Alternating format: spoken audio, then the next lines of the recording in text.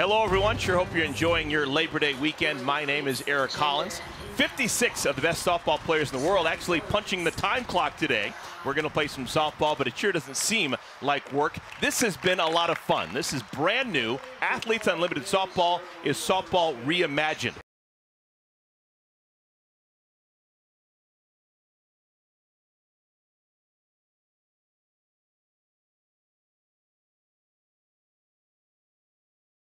Revolutionary here in Rosemont. All right, joining me for this venture is Danielle Lawrie. Danielle, as we finish off this weekend, what are some of the things you expect to see today? Well, I mean, looking at Team Hayward yesterday, 16 hits, and they looked legit. So I think the team camaraderie for them is flowing, and they're feeling good. And then on the flip side, Team Ocasio gave the best fight against Kat Osterman's team that I've seen in a while. So we all know the importance of moving up the leaderboard is winning games. This game is big for these two teams, and I'm excited to see how it plays out. All right, both teams are ready to give it a go. Let's take a look first at Team Ocasio's lineup card.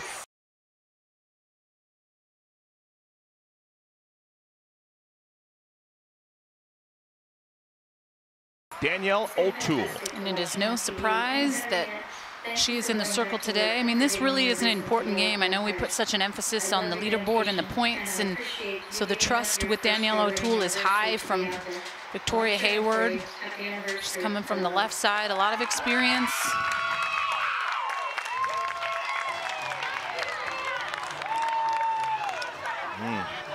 Danielle O'Toole is having an emotional start to her game. Her mother just gave a pep talk on the scoreboard in right center field, so that was really neat. It's gonna make me cry up here. She's got tears in her eyes. I love it. And I love this graphic. I mean, the first 4 innings pitch, that ERA was high. In the last 16, she has really settled into her own, has found a good groove. She's fortunate enough to have her Mexican catcher, Sachel Palacios, behind the dish. So I think that extra comfort level has really helped her. Well, before Danielle throws her first official pitch, here's a special message from Maggie Nichols. Hello everyone, my name is Maggie Nichols, former USA National Team gymnast and former Oklahoma gymnast. Softball and women's sports is incredibly important to me because it has built me into the woman that I am today, and it continues to empower young women to become as strong and as confident as they can, both on the field, in life, and in the future. I think that's only fitting that we have the left-hander in Maggie Nichols throwing when we have the left-hander Danielle O'Toole starting in the circle today. And I wonder when they get their swag, if there's like a note card on Special Mechanics to throw out the first pitch, because you gotta believe they don't know how to do it, right? Not an easy thing. No. Here's Morgan Zirkle, swings at the first pitch. We are underway. Out number 1, Jenkins. The squeeze, steps on the bag, and we're doing it. Now that's always important to get quick outs. Danielle O'Toole has been a workhorse. She has now appeared in all 6 games that she has dressed for in the first 2 weeks of Athletes Unlimited Softball. Jessie Warren takes called strike 1.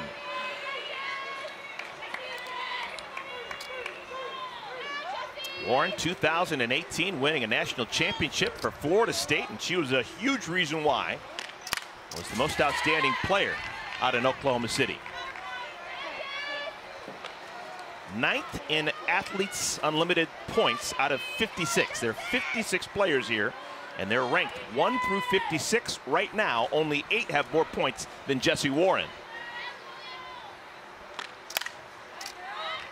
And I feel like last week, Team Warren really set the tone and the expectation week to week, what you want your team to be. They really found a way to gel quick, and I know that that is the beauty of this league. It is forever changing every single week. It's a new dynamic, new team. And the ones that can really gel together quickly are the ones that tend to have more success. Warren fouls it off her foot.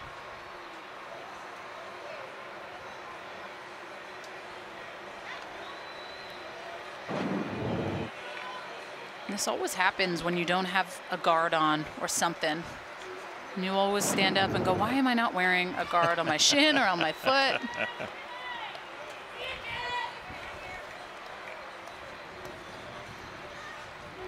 She'll be just fine. Tougher than woodpecker lips is Jessie Warren. She has seen 4 pitches. All of them have been strikes. O'Toole has been a strike-throwing machine. 5 pitches for her, all in the zone.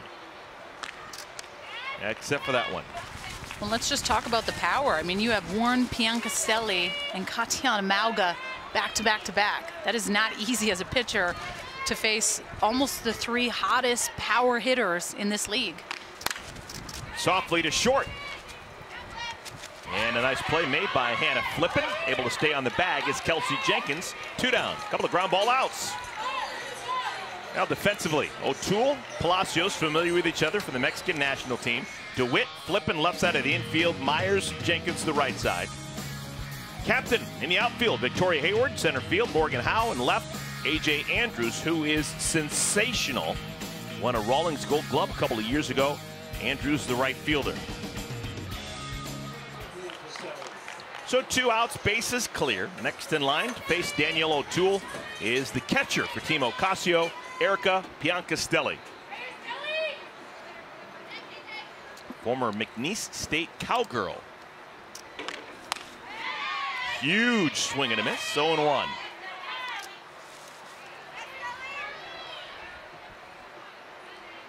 Couple of home runs already through 5 games for Piancastelli. She's 5 for 14 with a bat in her hands. 7th most points in Athletes Unlimited softball. 7th out of 56.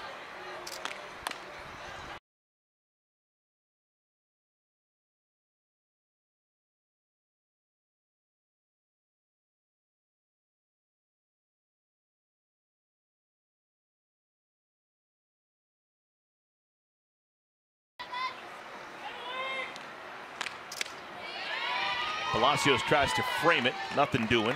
2 balls and 2 strikes. 74 degrees here for our first pitch.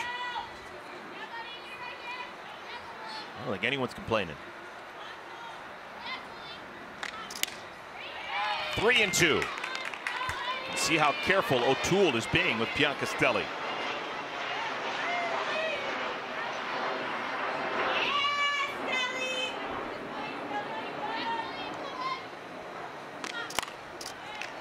Down the right field line and foul. We'll do it again. Both these clubs are 1-1 this week. Team Hayward lost against Team Osterman. What's new? Kat Osterman has not lost a game so far through a week and a half. Every team she's been on is now 5-0. Both these teams did beat Team Shao, captained by Samantha Shao. High and deep to left center field. No doubt about it. Erica Piancastelli, her 3rd home run. And it's a 1-0 lead for Team Ocasio.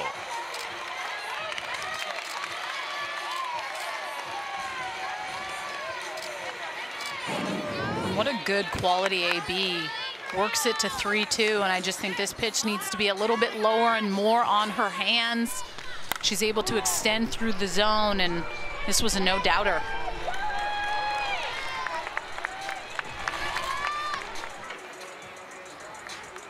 So a 2-out solo home run. With that homer, her 3rd, Piancastelli now leads everyone, all 56 players in homers. Still more thunder. Katiana Mauga in the right-handed batter's box. A couple of former teammates at Arizona, Mauga and O'Toole.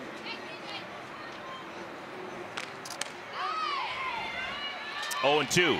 And this is the matchup O'Toole dislikes the most. They played together at Arizona. Obviously, when you play against someone, they know you pretty well. She said she used to have a lot of success against her in scrimmages. On the ground, Flippen, vacuum cleaner over at short, bounces it to first. Jenkins with the short hop. Side is retired, but damage done. Eric.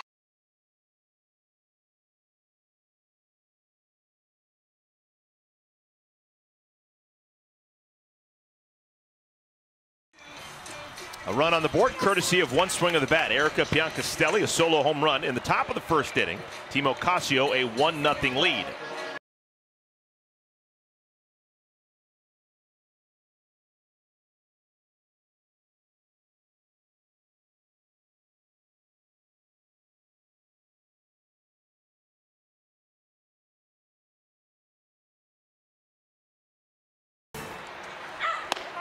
That 9 facing off against the hardest thrower this year with Athletes Unlimited, Kelly Barnhill. And you know what? I really like that she has the ball in her hand today. I think she is a pitcher that you really need to get going. I think it starts with between the ears for her.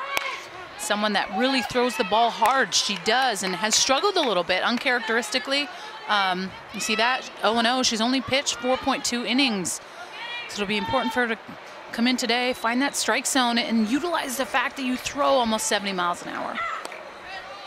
We've seen 71, sometimes 72 from Barnhill here in competition. 2 balls and a strike. Victoria Hayward, the batter. .444 batting average, 8 hits and 18 bats. I was just talking with Captain Victoria Hayward this morning about, you know, the responsibilities of being a captain, and she says it has had its challenges, but I've never felt, you know, so much reward throughout the last couple days. So it was kind of cool hearing her thoughts. And a walk is issued, so Hayward is aboard. Good speed at first base, nobody out. The defense with Kelly Barnhill in the circle. It's Barnhill and Bianca Stelli, the battery. An infield of Warren, Urtez, great left side of the infield. Clifton and Malgo right side. Zirkle, Jackson, and Ocasio, the captain, in right. Here's Hannah Flippen.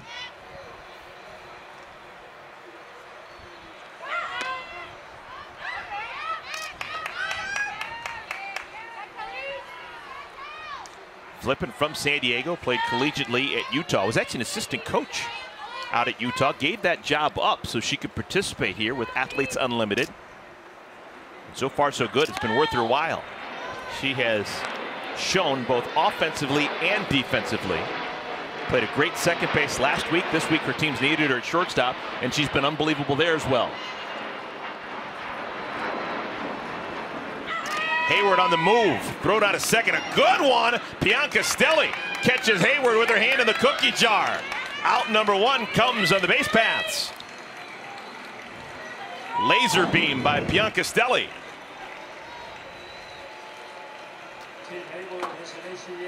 And it looks to me like she kind of snuck her fingers in there, and I think they're going to try to do a replay. But what I loved that set this up was the swing through by Hannah Flippen.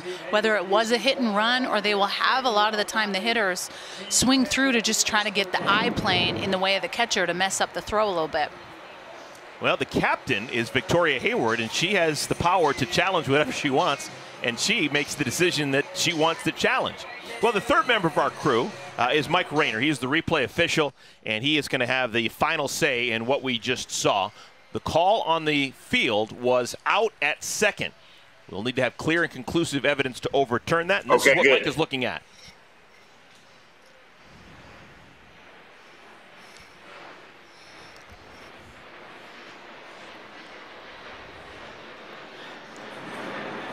Such good angles that we're able to get. I love it.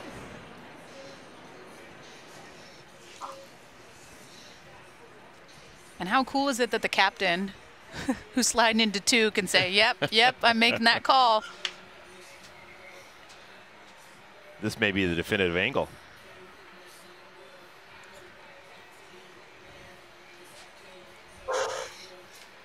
Yeah, can I see that one more time, please?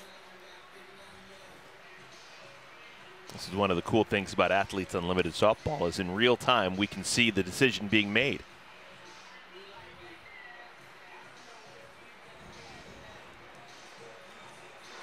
Eric, I'm going to reverse this call. I'm going to say that hand is in there on the bag before the tag. Thank you, Mike. Fantastic. Appreciate it.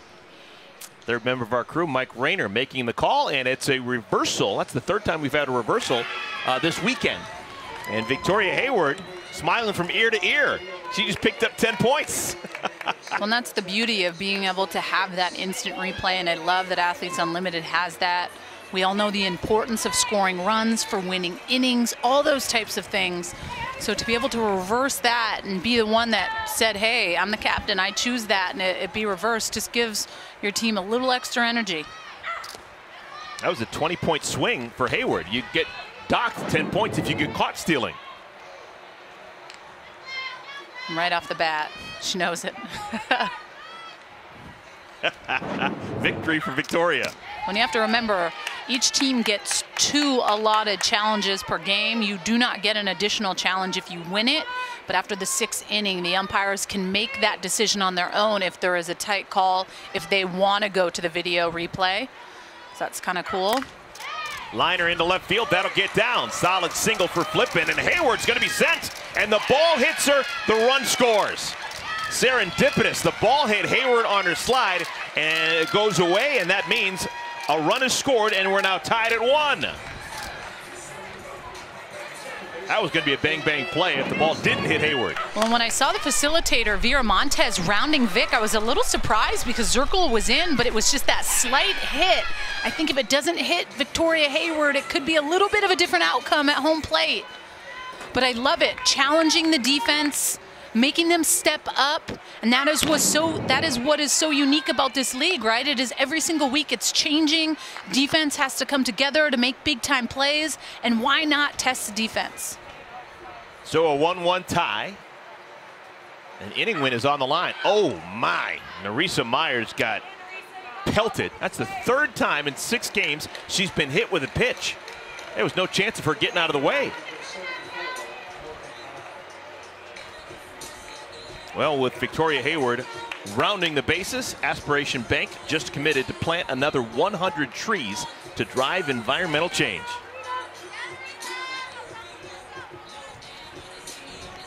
How big is that reversal now? Barnhill thought that maybe she had out number 1 on the bases, but instead the call's reversed, and then a single to Flippin and a hit batsman. And Myers is on at first with Flippin in front of her. And I'm wondering if we can get like Nerissa Myers like a Terminator shield. She is just getting absolutely clunked. That is the 3rd time. Has walked 7 times, yet is 2nd in on-base percentage and only has 2 hits. I find that to be a unique stat too, to just show like pitchers clearly fear Nerissa Myers, don't even want to come close to her. That's why she continues to keep getting hit. Morgan Howe.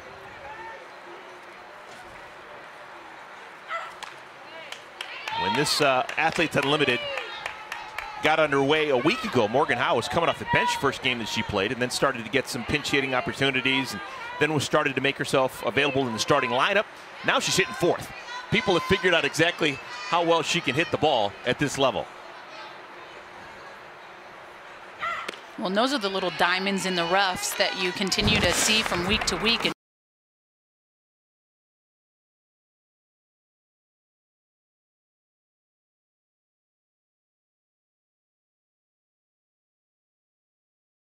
to go deep off of Kat just shows how quickly she can turn that page on a bad AB, make those adjustments. And she's someone that I'm pretty proud to be able to watch her. She's just gotten better every single AB. Currently 17th in the points column. 17 out of 56. 2-2. And Barnhill up against it. Count is full. 3 balls and 2 strikes. Still nobody out. Runners on at first and at second. Already a run in.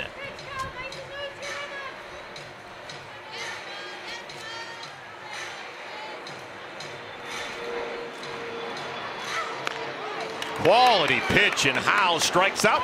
That's the first out of the bottom of the 1st inning. Such a pretty pitch by Barnhill. I love it. If you're going to get that pitch, keep crushing that outside part of the plate. Bianca Stelli does a great job of framing that pitch. Here's Palacios. Wide open stance. 0-1. Sasha Palacios, Arizona State Sun Devil, plays for the Mexican national team. She's drawn 6 walks to go with 4 hits. Her on-base percentage is north of 500. She's been playing with Team Mexico since 2014 and will be a member of that 2021 Olympic Games that we all hope takes place. Chase the pitch up by the letters. Ball and 2 strikes. That was a big reason why the captain Victoria Hayward wanted Sachelle Palacios on her team. She wanted to be able to get Taylor McQuillan and Danielle O'Toole going. Off-speed pitch, Palacios stays alive.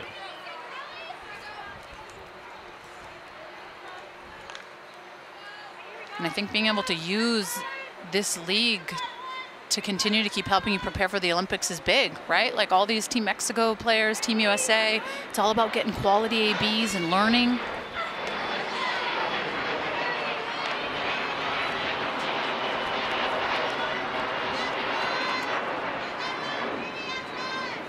Already 25 pitches thrown by Barnhill in the first inning.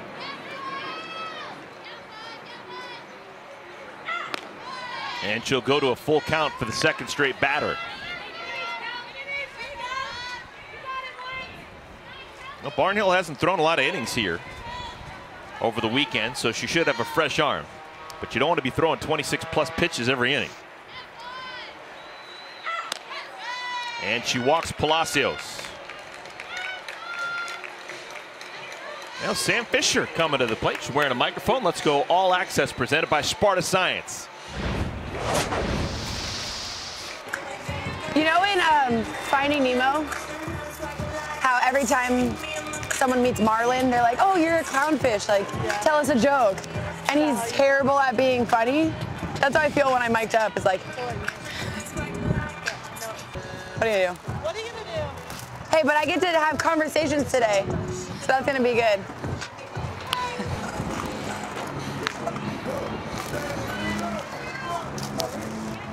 This is the loose body dance. This is a loose body song. She's a goof. We're going to talk to her in-game in a bit, but we're going to leave her be for a moment. Big opportunity for Sam Fisher and Team Hayward. Bases loaded, just one out. Bases are loaded with a single, a hit bat spin, and a walk. 1-1. Fisher, dangerous hitter. 2 home runs, batting average of .417.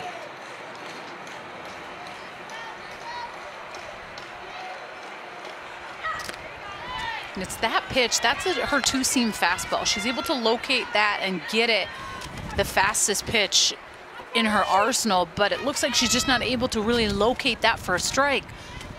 So falling behind with the bases loaded can be tough. Well, trouble for Barnhill. She's already walked a pair and hit a batter. And now she's 3-1 to Fisher.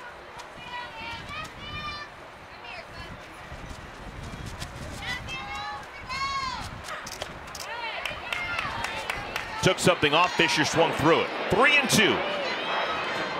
Third straight batter that's had a full count against Barnhill.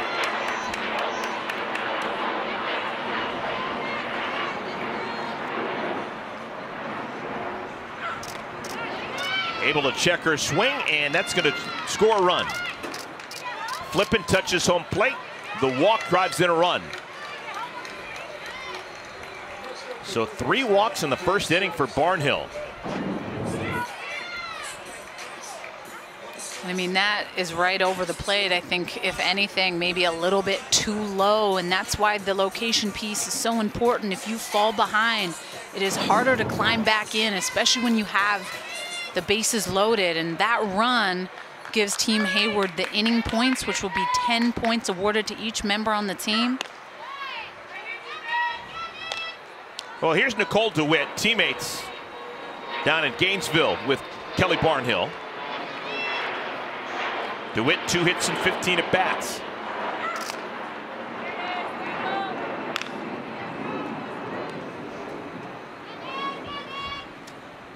Only 1 base hit so far in this first inning, allowed by Barnhill. That was to Flippin. But 3 walks and a hit batter. And it just makes you think, like, how long is the leash, right? It's the last game of the day. We all know the importance of wanting to win these games. You'll get 50 points. Wonderful bit of pitching right there. Barnhill on 4 pitches strikes out DeWitt. DeWitt never took the bat off her shoulder. And this has just been a corner she's consistently getting, and I would keep going there. That's a great pitch. She's throwing it hard. She's able to get that a ball off the plate. I'd be living there on the lefties. 8th batter of the inning, Kelsey Jenkins. She tried to get that corner, didn't get the call. 1-0. Jenkins 2 hits, including a double. Bases full. High drive center field. Playable. Jackson makes the play.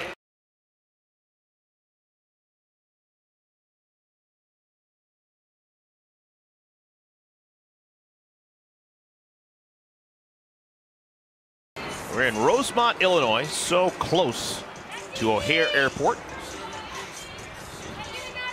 You hear the planes going overhead throughout the course of our broadcast. Kaylee Clifton, off-speed pitch called, strike 1. 429 batter with a homer is Clifton.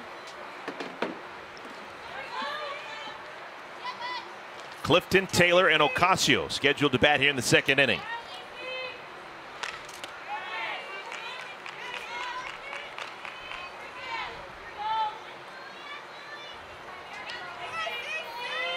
Moving on up.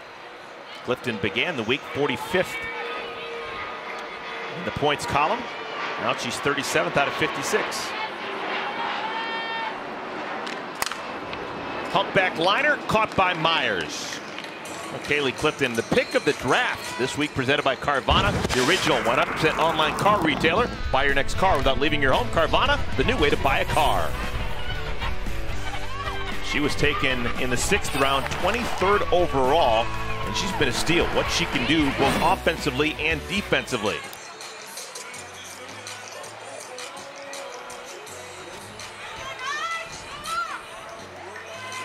All right, so Clifton is retired, and I think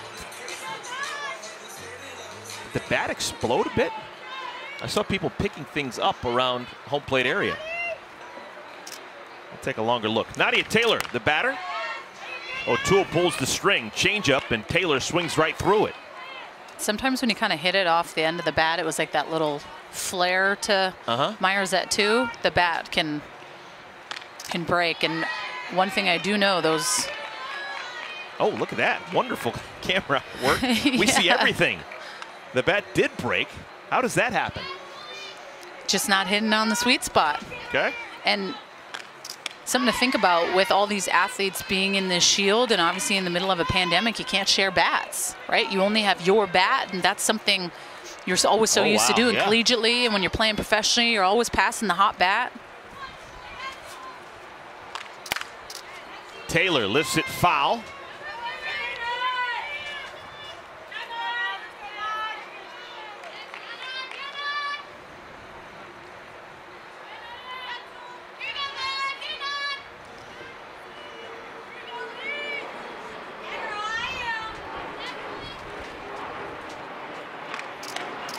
O'Toole strikes out Taylor. That's the first strikeout for Danielle O'Toole. 2 outs here in the 2nd inning. Just a really pretty backdoor curveball, and what that pitch is it's going to look like it's going to go away and come back in. A regular curveball for O'Toole would come in on Nadia Taylor's hands. That stayed on the outside part of the plate. The captain, Ocasio.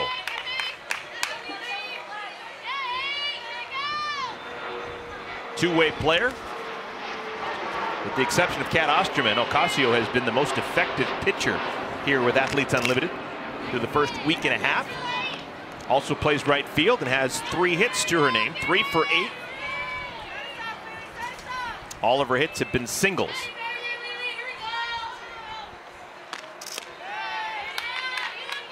Two and 1 to Ocasio. And I love the fact that you can have repeat captains. If you're atop the leaderboard the following week after week, you can continue to pick your team and be in control of your own destiny.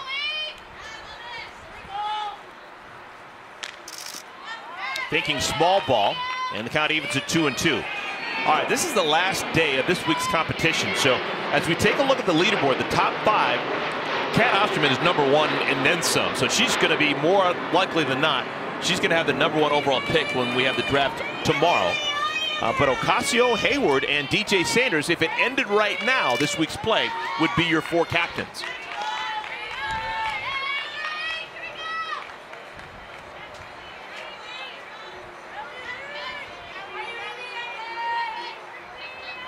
Three balls and 2 strikes. O'Toole trying to get back into the dugout.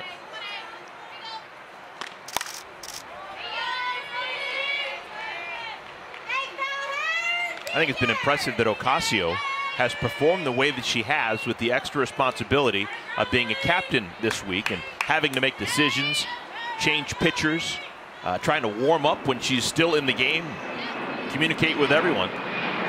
She's been focused. And I love that side of it because it just adds a different type of pressure that you're at times not used to dealing with throughout your career, right? You always have a coach, someone that's kind of helping and dealing with all those things, but the responsibility of being a captain can sometimes take a toll on you. High pop in the air, foul territory, giving chase. And if Hannah Flippen can't get to it, it's not available to be caught. And I also think the importance of your role as a captain, if you feel like you need help, that's okay. To think that you're just alone and having to make all those decisions and it's just on you, I mean, the experience in this league is pretty incredible, right? And the facilitators and the help that they're able to have, So I think it's important to know, you need help, just ask. Pitch misses inside. Terrific at bat for Ocasio. You get 10 points for a base on balls. She'll jog down to first with 2 outs. Another thing, too, about Ocasio, we'll finish that and turn the page, but Ocasio, known as a great athlete, two-way player, can do it all. But what we're finding as well is her softball savvy and her mental acumen in terms of making these decisions on the fly. One of the great things that we can find out about these players is how well-rounded they are, and she has proven to be the goods. And they're going to learn week to week new things because this is a brand new league and it is really unique and fun. And I think the more that you kind of settle into it and understand how it works and the flow. Lifted in the air off the bat of Urtez. Foul territory. Andrews can't make the play. A.J. Andrews has made a career out of making catches just like that. This time she just can't hold on.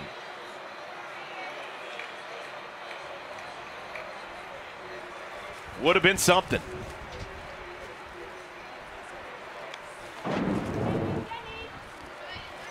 And she was running and gunning right from the get-go, and honestly, I feel like that's a catch she normally makes. I think it just kind of buckled and it hit her on the top of the mitt instead of getting in her glove all the way, and sometimes can knock the wind out of you a little bit, just hitting the ground so hard. I don't think anyone else in the world is going to make that catch, but there is something about that foul ground down the right field line. That's the 3rd time we've seen a right fielder in foul territory have a ball hit their mitt and not be able to make the catch. You got some ghosts down there.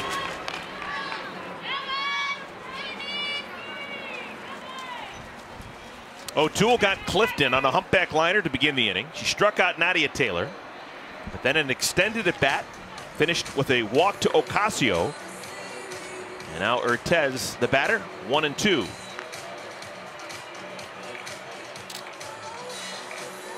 This player conference presented by Mariner Wealth Advisors. Not just pitcher catcher, but the entire infield.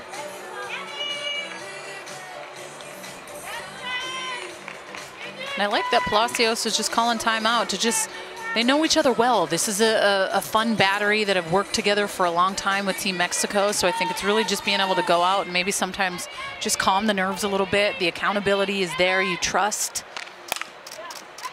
To the first baseman on 2 hops. Jenkins steps on the bag, side retired.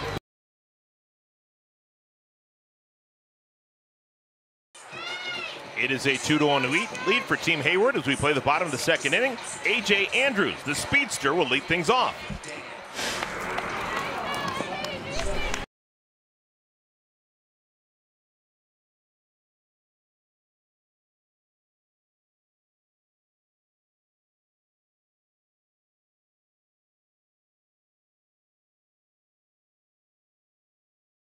I think that's how long it takes me to get to first. Just kidding. I'm quicker than that. That's why you specialize and hit it over the fence. I try. Don't need to run nearly as fast. Andrews, and then top of the order, Hayward and Flippin. 0-2 to Andrews. And one thing I will say with Barnhill, where she does have the advantage at times, is to those slappers. Because Barnhill is a little bit more effectively wild and her ball breaks in different ways, it's sometimes difficult to pick. Is it going to go up, down? Is it going to be down in the zone? And so I think that she will have the advantage. And I remember watching her last week striking out Andrews. Softly right side. Clifton's going to have to hurry. Makes the play. First out here in the second inning. Well, this is why Patty Gasso, the head coach of University of Oklahoma, said Kaylee Clifton is someone she needed on her team. If you can take anybody away, do not take away Clifton. She just makes these plays look super easy. The pressure that Speed applies is a lot, but to just make that routine play, it's pretty clutch. She makes it look easy. Victoria Hayward walked, stole a base, and scored first time up. Show you how this league works. That was 30 points in an inning for her. High pop up, out of play. Hayward got the walk, 10 points. He stole second base, 10 points. And then when her team scored a total of 2 runs, which was one more than Ocasio's team, the entire team, all 14 members of Team Hayward, got 10 inning win points. So 30 points just in the first inning alone for Hayward. For those wondering how the point systems go, it works in 3 different ways. It's winning. 50 points is rewarded that way. You can have MVP points, so there's 3 specific categories. First is 60, second is 40, third is 20, as well as personal performance. On the ground is short, Urtez. Strong arm, 2 down. And so all of those things are put together to lift you up in the leaderboard, and something to think about, like as those points continue to go, you could continue to have the same captains week to week if they are performing, and all of those go into how you scoot up on the leaderboard. And Kat could potentially be a 4-week repeat captain if her performance continues to act like it has been. So I think that's a cool way to look at it, that you can have the repeat captains, and the importance of being able to perform on all of those MVP wins as well as how you individually do is cool. Hannah Flippin skies it to center field, going back on it. Jackson makes the catch right in front of the wall.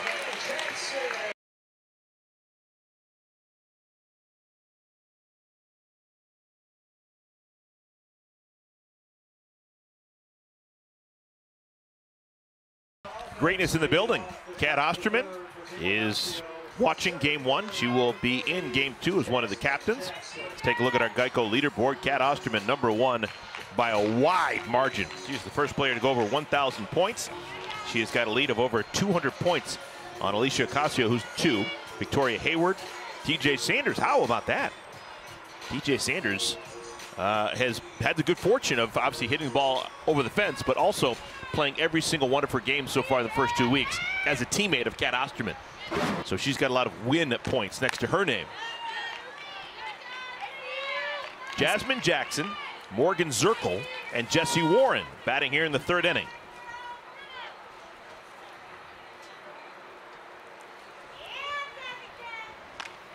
Jackson's week 1 was a lot better than her week 2 so far. She was way up the leaderboard after the first week. Had a lot of points. She had a 7 RBI game, a grand slam. But it's been tougher sledding here in week 2.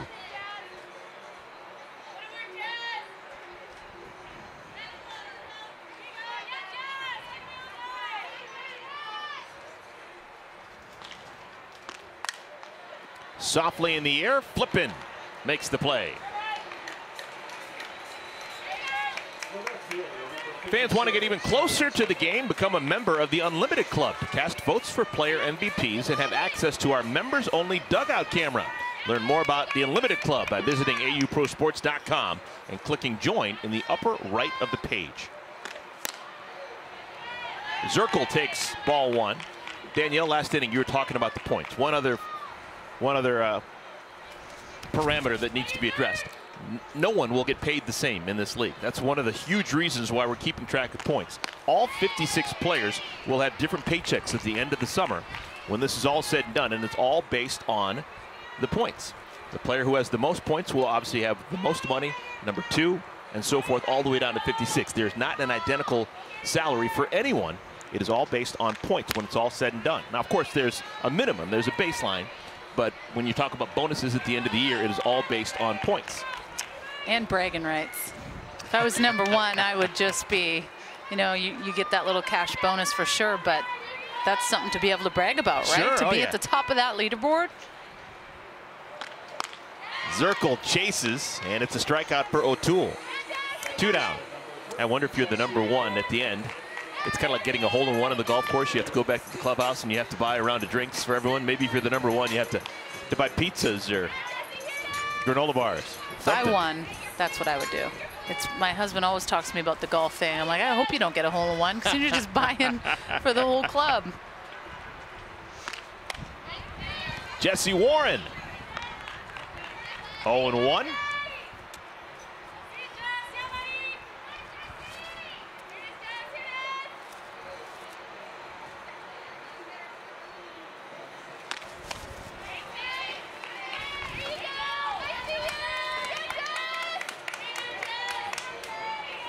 Warren to me is just such a huge presence in the box. So good at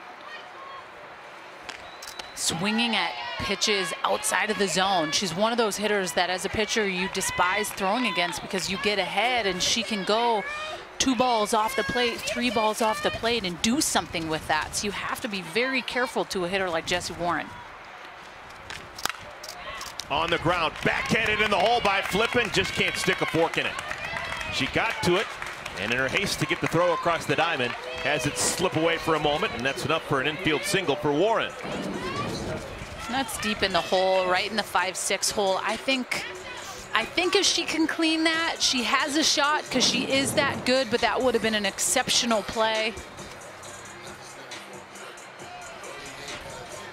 One of the cool things about Flippin is I think that she's figured out this turf, and we've seen her intentionally throw the ball short and have it skip to the first baseman. I think that she's figured out that that's almost a better way than throwing it all the way on the fly to first base. And it's a little bit different of dirt. They're used to having that rubber from the tires, and now they have kind of a wood chip, so it's a little bit of a different feel, different bounce. Piancastelli, a homer her first time up. First player with Athletes Unlimited to get to 3 homers.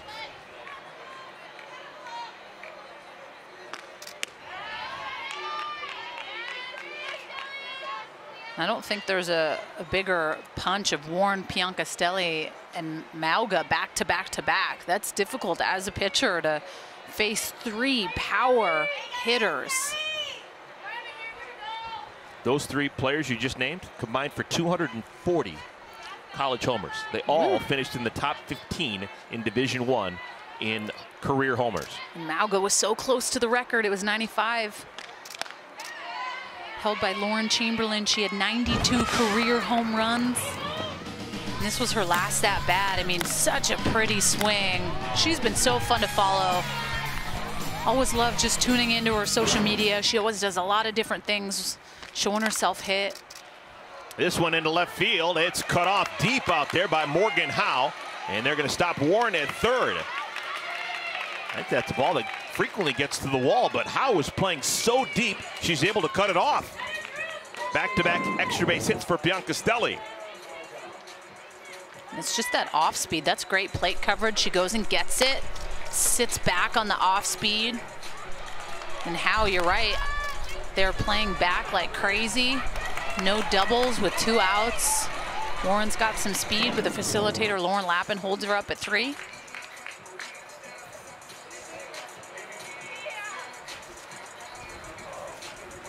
The second inning was tied. Neither side was able to score a run, so those 10 points roll over here into the third inning. So this is a 20-point inning should one team outscore the other.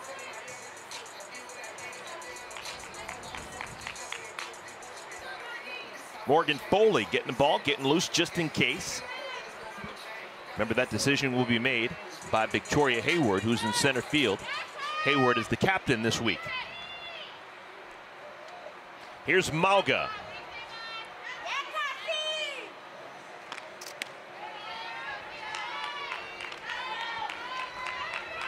Out of all the 55 athletes besides O'Toole, this is the one she despises facing out of all of them. Both were Wildcats together at Arizona, experienced a lot together. And you know, when you're pitching, you're throwing to these hitters all the time in scrimmages, and your team always owns you. It's just how it works. And that's what she said. She's like, I am not looking forward to throwing to Mauga. 2 balls and a strike. Now made it to the top 10, 590 points, Katiana Mauga. I love the fact that right on top of her is Abby Ramirez, who may not hit a home run all season long, small ball player, but has been a winning player and has more points than Katiana Mauga, who may be, one of the top 5 most powerful players in the world today. That's just how unique this league is. It's sometimes you're fortunate to be on those winning teams, and sometimes you can have a heck of a day and be on a losing team and not find yourself moving up the leaderboard where you would like. Ooh, I felt that up here. Nice pitch by O'Toole. 3-2. And this is a hack that kind of takes you back as a pitcher a little bit, and you're just, whew, thank you for not hitting that right back at me. Payoff pitch.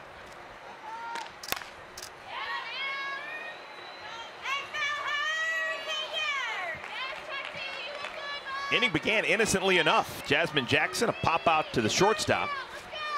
Zirkle struck out on 4 pitches, but then Ward an infield single and a line drive double by Bianca Stelli.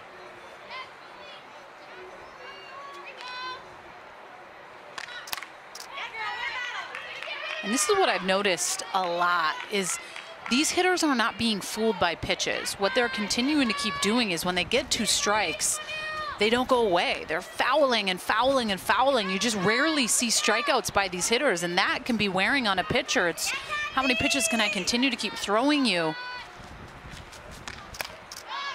Popped up behind home plate and out of play.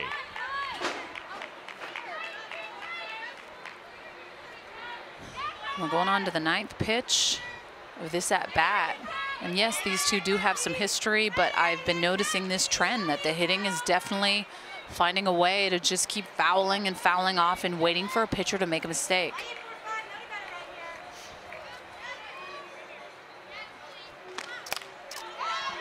Another foul ball.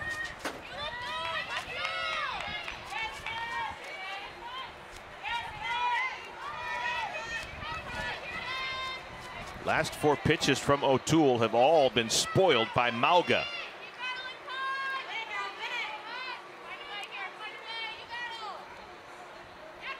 Kaylee Clifton on deck. Saw pop up, calling for it. Myers, inning over.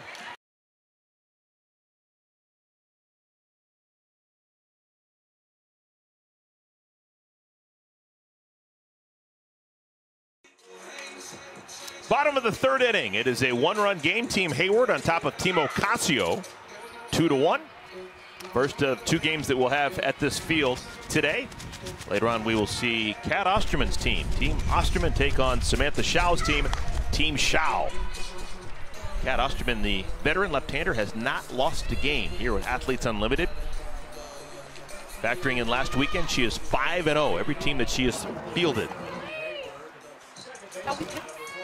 Narisa Myers leads things off. It'll be Myers, Howe, and Palacios. In her wheelhouse.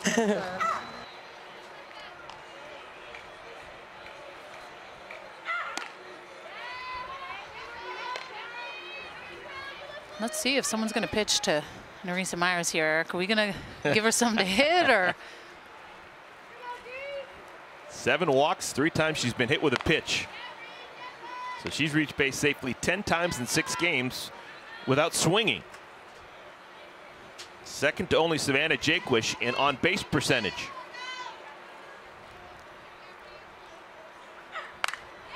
This one to the gap, hit well, into the jet stream, see ya. Off the scoreboard. Home run, Narisa Myers, her first with Athletes Unlimited.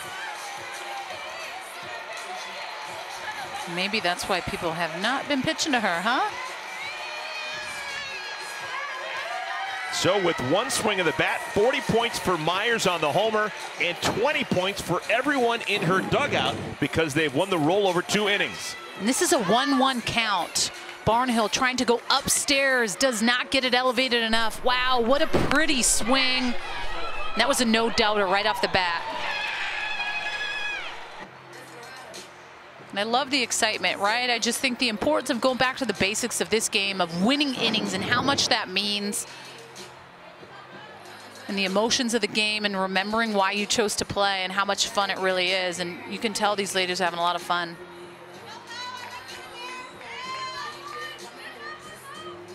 So a lightning bolt by Myers, and it is a 3-1 lead for Team Hayward. A little bit of a surprise for Barnhill. She was seemingly rounding into shape. She had retired 5 in a row. Here's Morgan Howe.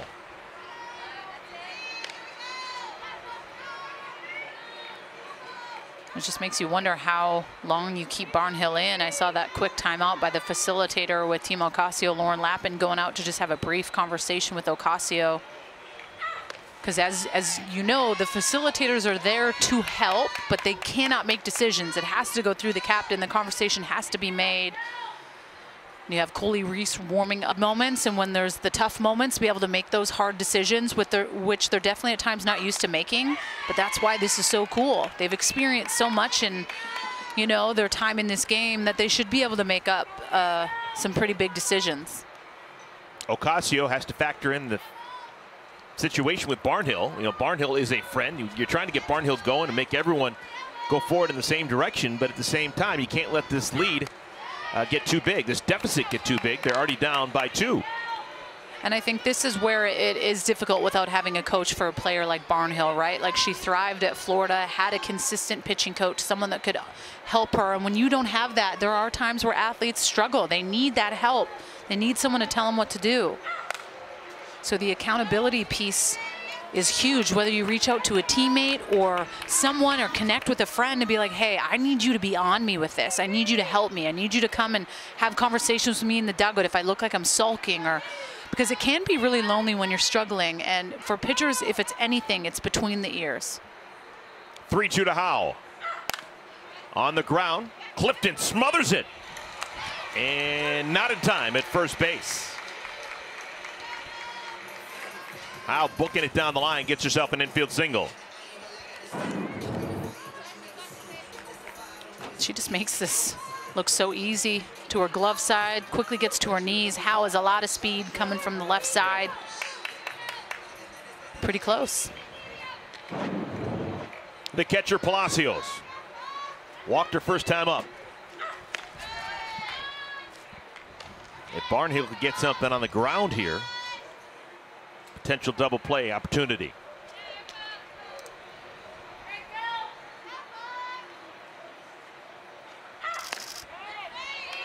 And those hacks are the hacks that you have to put in your mental piggy bank. Like, that's a big hack.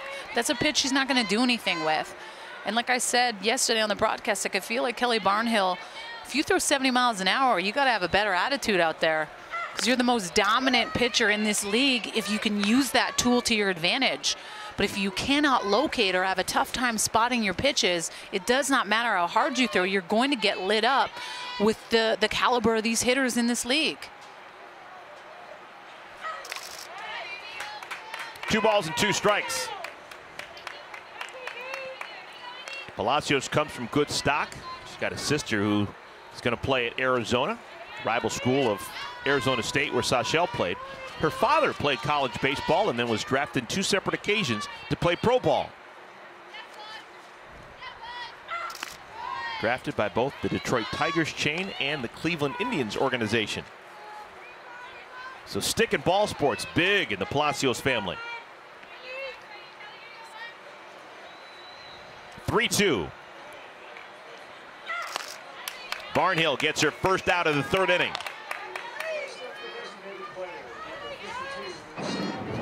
And that is a corner that Kelly Barnhill has been having some success with. It's that screwball that she's able to locate and get about a half a ball to a ball off the plate. I would live there. I would keep going there. I would go there on the righties, lefties, find a way to continue to keep getting ahead with a pitch that you're getting swing throughs and called by the blue. Here's Fisher. Walk back in the first inning. Barnhill now has 3 strikeouts and 3 walks. 1-1. Already 67 pitches thrown for Barnhill.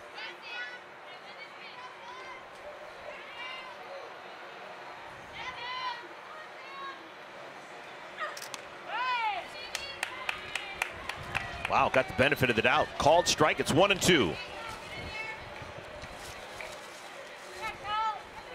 Barnhill was everything at Florida. Her freshman year, she was one of the greatest freshman pitchers ever in college softball.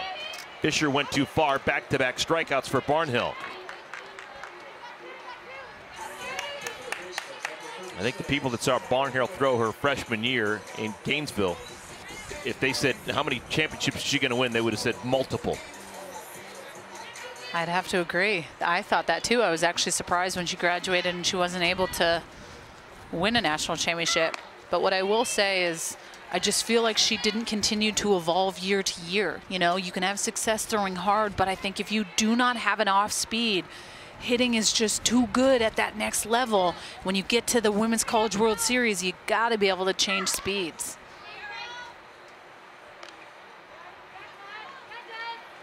Nicole DeWitt batting against her former Florida teammate. Ball and a strike. DeWitt struck out looking her first time up.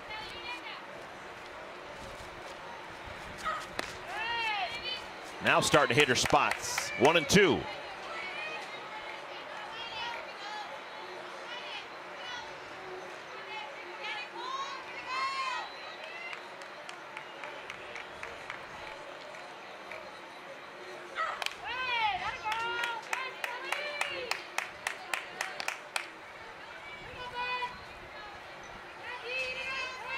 DeWitt's played pro ball before. Spent a couple of seasons playing in National Pro Fast Pitch.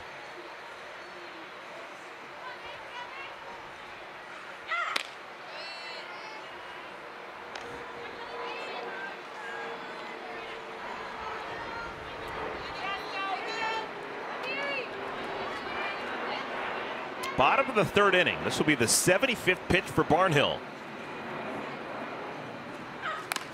Softly, right side, Clifton, underhand scoop, side is retired.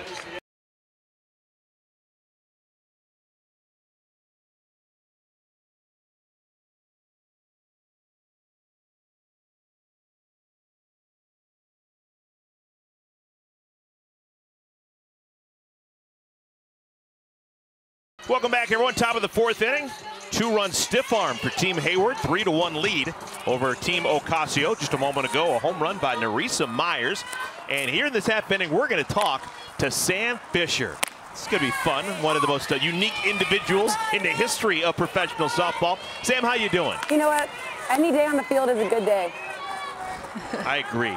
I agree. I want to ask you a question, though. I know you're very familiar with Nerissa Myers. Yeah. You played pro ball with her on and off for years. She just had a home run a moment ago. For the people at home who may not be as familiar with Nerissa, give us a scouting report on what makes her such a special hitter. Nerissa is so smart. She's one of the smartest people I've ever played with, ever talked to about the game. And I think that her knowledge just gives her such trust in what she's doing, whether it's on the field or in the box. And she's just so confident in what she's doing. She takes a pitch, she's like, yeah, that's a ball, I knew it the whole time. And so her plan was to do that, and she did that. So she's just so smart, and she's a very quiet, knowledgeable player. So it makes it so exciting when she does something big, because she's always just like, yeah, all right, cool. Yeah. Sam, I heard you just celebrated your 4th wedding anniversary. Happy anniversary. If you want to give a shout out to your hubby. Oh, what's up, Kevin? He's probably watching right now. So love that guy. How are you holding up, being in this shielded environment for the better part of the last month and still going to be here for a couple of more weeks? Honestly, if I had to be shielded and in a bubble anywhere in my life, it would be here. You know, I know so many of these girls. Some of my best friends in the world are here. Amanda Chittister, Sammy Fagan, some of, you know, people that I wish I could spend 6 months with, you know, just 6 months, 6 weeks, 6 months too. But you know, it's just, I've learned so much in 3 weeks of being here, just seeing how different people work, seeing different, you know, strategies and game plans and approaches. So I just feel like this is the place to be right now, and I'm just loving every second of it. Are you guys talking potential draft stuff heading into tomorrow? Or are you starting to plot and get stuff going that way? Honestly, the blue team has been mostly talking about how we don't want to stop being a team. So we haven't really even looked towards what's going to happen next with tomorrow's draft. We're just like, wait, we don't really want to like be apart. We want to be on the team together. Just curious, I know she's on the other team today, but Nadia Taylor just had a ball hammered to center field. You've played with and against her for years. Your thoughts on Nadia? She hits the ball harder than honestly anybody that I've seen in person, on TV. I mean, it's terrifying. It makes me really happy to be a DP and not a defensive player when she's up to bat. Sam, take me through what it's been like with the captain, Victoria Hayward. This is the first time she's been the captain. Has she been leaning on you and Hannah Flippen and Myers a little bit to help with some decisions? Yeah, she's been a great leader. Her energy is contagious. But yeah, she's had conversations with me, Flippen, yeah, the girls, the players that you mentioned. But for the most part, she kind of brings ideas to us, and it's like, wow, that's exactly what I would have said, exactly what I would have thought of. So it's meshing really, really well because everybody's on the same page before we even know what the plan is. So it's been really fun to be led by her, to play with her, next to her, far away from her. It's all been fantastic. Thanks for letting us pick your brain, Sam. Oh my God, I love it so much. Thanks, you guys. We'll check in on you later. Sounds good. Alicia Ocasio is the batter. Chance to help her cause. She's the captain. And Ocasio has runners on at second and at third with nobody out. Her team is down a pair. The new pitcher in the game is Morgan Foley, and she's already in hot water. 3 balls and a strike. Well, and this is something that the captain, Victoria Hayward, said that she was going to do, was to pitch by committee a little bit, but Foley finds herself in a pickle, and they've also changed behind the plate with Halstead, so they put this new battery in. I think they're both trying to just figure it out a little bit with a 3-1 lead. The importance of getting lead outs are pretty important, but they find themselves in a little bit of a pickle. And it's a walk to Ocasio. That's the second time that Ocasio has walked. So she's got 20 points just by standing in the batter's box and taking balls and not strikes. So the bases are loaded, nobody out, and a pinch hitter coming to the plate. This is going to be Jordan Roberts. She is homered. That was last weekend. She's got a ton of power, hoping to run into one here. Ocasio obviously very familiar with Jordan Roberts. They were teammates at the University of Florida. Ocasio knows that she can hit the ball as far as anyone and is dreaming about a grand slam right now. Almost straight to the backstop. Inning began, Foley hitting at Clifton. Then the line drive smashed by Taylor. A wild pitch sends runners to second and third, and then Ocasio the walk. You can just tell by how the pitches are moving that Foley's a little bit on her heels and not coming in and throwing her pitch, but just trying to throw a strike and not finishing what she would need to with release, and she just looks uncomfortable. Did Roberts bail her out? Yes, she did. That check swing went too far, so it's a strike, 2-2.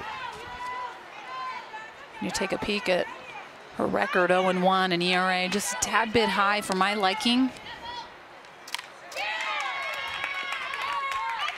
We'll do it again. 2 balls and 2 strikes.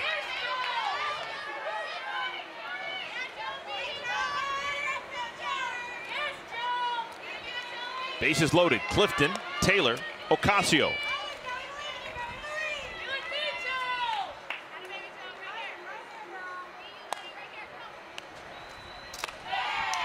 And all of a sudden, this becomes a very important pitch in this game. 3-2. And if I was pitching right now, I would be trying to roll a ground ball. I'd be trying to look at the speed of Roberts at the dish, try to roll something to an infielder. Oh, swung at a pitch outside the strike zone. That's the first out of the inning, and Foley says thank you. Hey, and that's just hats off. Effectively wild at times is not a bad thing. I don't think she intentionally was trying to throw a rise ball 3-2 with bases loaded, but it did work against the rookie Roberts. It's a clutch strikeout, and I still would be trying to roll something to my infielders. One of the fastest players in the league at the plate, Jasmine Jackson. But the infield's in all the way around. Maybe the play is at the plate. That would make sense. Jackson popped out to short first time up. 1-1. I think respecting the speed and the pressure that Jackson puts on the defense. You see where she's at on the leaderboard, number 17, but infield in a little bit.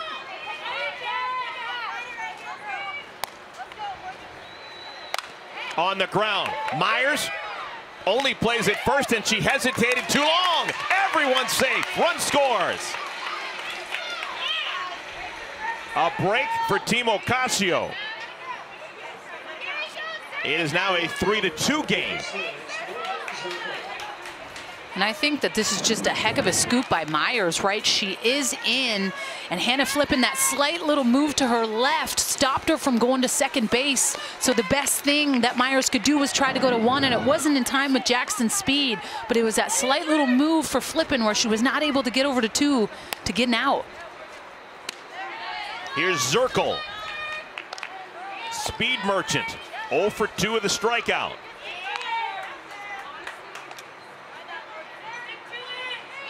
Just outside the top 10 in total points for Zirkle.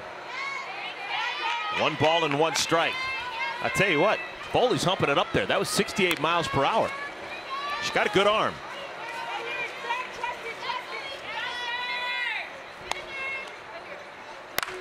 Right back up the box, base hit. 1 run will score. Here comes Ocasio. She'll score standing. It is a 2-run single for Zirkle, and Team Ocasio has taken a lead.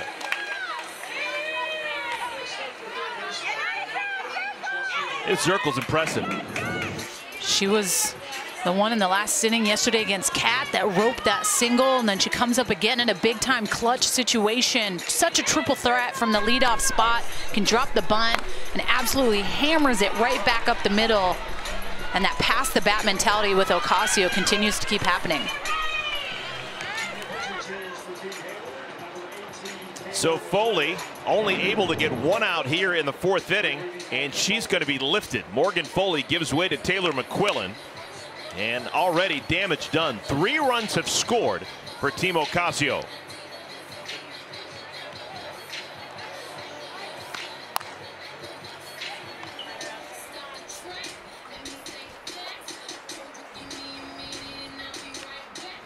So a 1-run lead for Team Ocasio. Seems like whichever team Jesse Warren's on always has good vibes. Jesse Warren's getting ready to hit next. Played 9 years of baseball growing up. Also played volleyball, basketball, track and field, and soccer. Jack of all trades. McQuillan facing Warren. Hammered. Wow! Scorched to center field, high off the wall. This will score a pair. Warren ahead first dive in a second. You can't hit it any harder than that.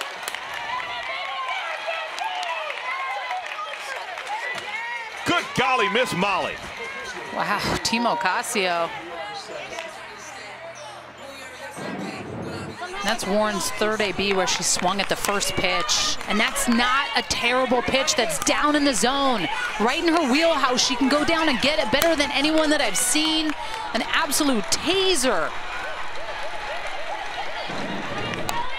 And Team Hayward just finds themselves struggling a little bit in the circle. And hey, McQuillan, her coming into this game, it's difficult. Going against Warren, Piancastelli, and Malga is not an easy feat. You're in an uphill climb facing those power hitters.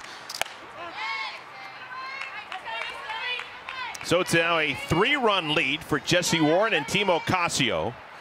And in this league, the way that it's formatted, no one's going to feel sorry for anyone else. You're not going to give up at bats and have the game move along, because points are so important. Everyone's got to have a good at bat and try and get as many points as they can. Right through the wickets. DeWitt can't make a play. That'll be an error, and the beat continues. Runners now at first and at third.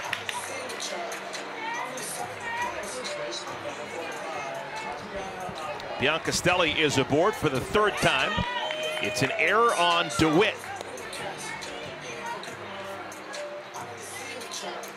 And that's definitely, you know, frustrating as a pitcher. McQuillan, she rolls a ground ball, and what you want is the momentum to kind of go back in your favor. And that little error, I think, sometimes can be frustrating as a pitcher. But I think it's just, you know, at times you choose this role as a pitcher, and it can be the most difficult, but to be able to look your teammate in the eye and say, hey, Nicole, I got you, I'll pick you up, like, don't worry about it, can be the biggest thing that you can do. Because I believe that, you know, when your teammates make errors, they feel terrible. They are never intentionally doing that. So the eye contact and letting them know that you have their back can go a long way. Already 5 runs have scored here in the top of the 4th inning. Mauga skies this one, playable. Flippin makes the catch. Both runners bluff, nothing doing. 2 down. So Danielle O'Toole began the game. She threw the first 3 innings, gave way to Morgan Foley, who's only able to get 1 out. And now Taylor McQuillan is the 3rd pitcher in 4 innings for Team Hayward. And this is just what they've been doing. Team Hayward has been pitching by committee and been starting O'Toole and bringing Foley in, and they had to bring McQuillan in a little bit quicker. I see Foley's now back in the bullpen warming up, so it's just understanding your role and understanding your job and executing. Danielle, if you're a pitcher, are you okay with this defensive lineman in the outfield? Look at how deep those outfielders are. Yeah, you just want to play the no doubles. You want to try to find a way. Nolan Clifton has some power, went yard yesterday. But any kind of bloop will fall. And that's also, you know, something to think about. They're not getting scouting reports, so everything's going through the captain and center. So Victoria Hayward, there's no way these outfielders are going back without her making that collective decision in center field and saying, all right, let's scoot back. You got to listen to the captain. She's got pink chips on her shoulders.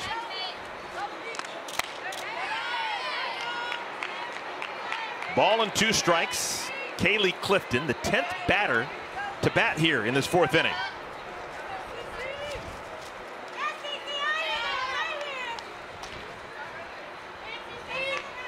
Because of the error by DeWitt, if any more runs cross home plate, they will be unearned.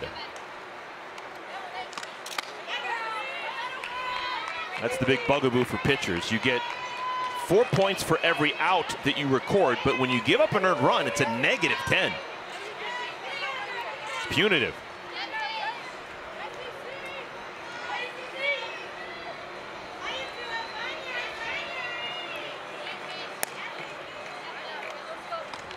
Off-speed pitch, wonderful. McQuillan strikes out Clifton.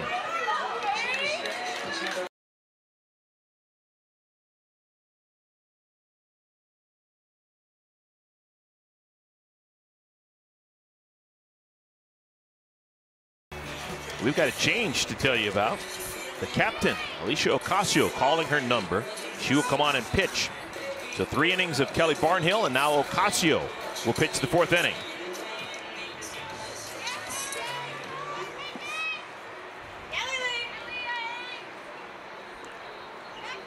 Kelsey Jenkins leads things off. And I like this. I like this switch. I think that it's awesome. Obviously, she is the captain. She's the 2nd best pitcher in this league next to Kat, 2-0. Pretty great ERA, if you ask me. Into right field, getting a bad read on it was the right fielder. And it's going to be extra bases for Kelsey Jenkins.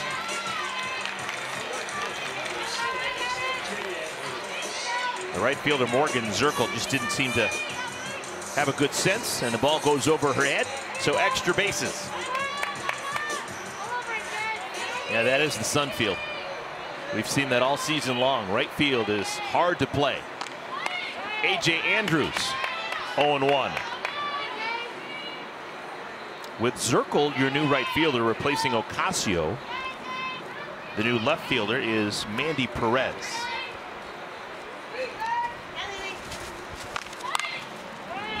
That's foul, pounced on by Biancastelli. Just going back to Ocasio, I like that she put herself in the game. I mean, yeah, she gives up a leadoff double, but at the end of the day, you're in control of how this game is going to end up. And I think having that 3-run cushion just gives her a little bit more confidence going out in the circle and her abilities. And we all know the importance of winning. And if I'm a captain, no one better than the ball in my hand. That's how I would approach it. What's been her best pitch here with Athletes Unlimited so far? She's been someone for me that throws her off speed more than anyone. Like, she's super inconsistent in the sense when you step in the batter's box, you don't know if she's going hard or soft, and she has a changeup as well as that off-speed drop. And as well as another pitcher too that I've seen go upstairs more than most. We all know Kelly Barnhill is primarily a rise ball pitcher, but it hasn't been as effective as I've seen. But besides the Savannah Jaquish bomb that you and I saw yesterday on the rise ball, she's been able to sneak that pitch under. We saw her strike out Chitty a couple times. So she's been able to really expand the zone. Into center field. Medium deep, Jackson makes the play. Jenkins doesn't even think about tagging up. So an important out, number 1, recorded by Ocasio.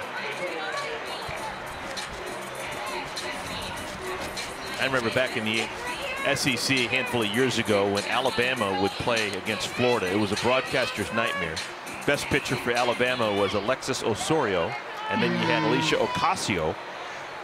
Good golly. Laying down a bunt. It's a beauty. Hayward! That's an infield single. Wow, can she handle a bat? Victoria Hayward, the captain, is aboard for the second time. And this is just hats off, knowing where your defenders are.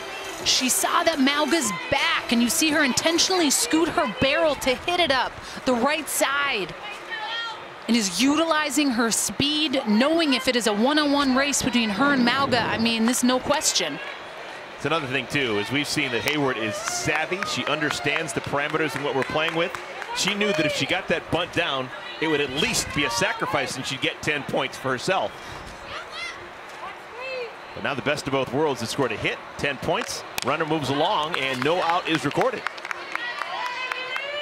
I wouldn't be surprised if Hayward's in motion. She's already stolen 1 base today.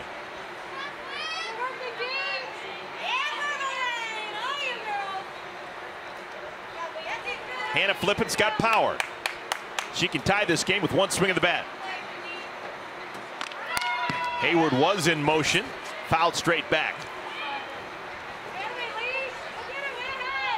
So the changes this inning. Zirkle, who had been in left field, is now the right fielder, replacing Ocasio, who goes into the circle. And coming in cold off the bench is Mandy Perez out in left.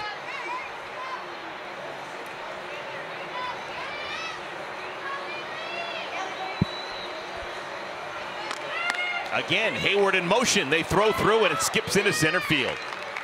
Throwing error will allow the run to score.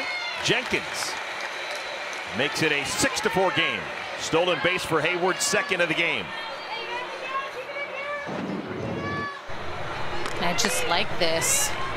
Biancastelli almost took out Ocasio. Ortez not able to scoop that up.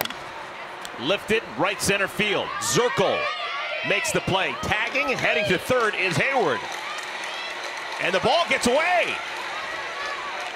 Warren on top of it, so Hayward stays in third.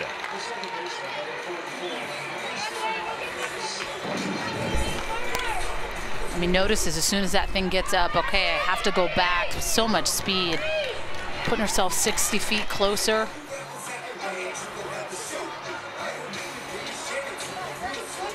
And one thing after talking with a lot of these national team athletes, Eric, a lot of them have been saying that they feel like they can just be themselves and go and play, and they don't feel the pressures of what the expectations are of being a national team athlete, whether you're being coached and this and that, but in this environment, they can just go and play. And I can't express like how cool that is that they get to experience that, because there comes a lot of pressure with being on a national team and what's expected of you, and you are being coached and told what to do.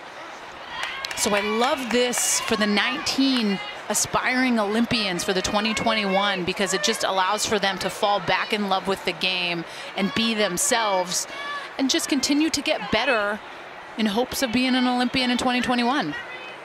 Nerissa Myers, homer her last time up. Down in a hole, 0-2.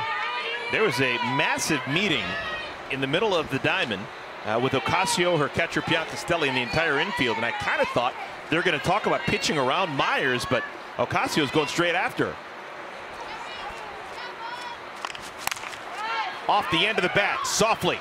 Urtez makes the play, side retired.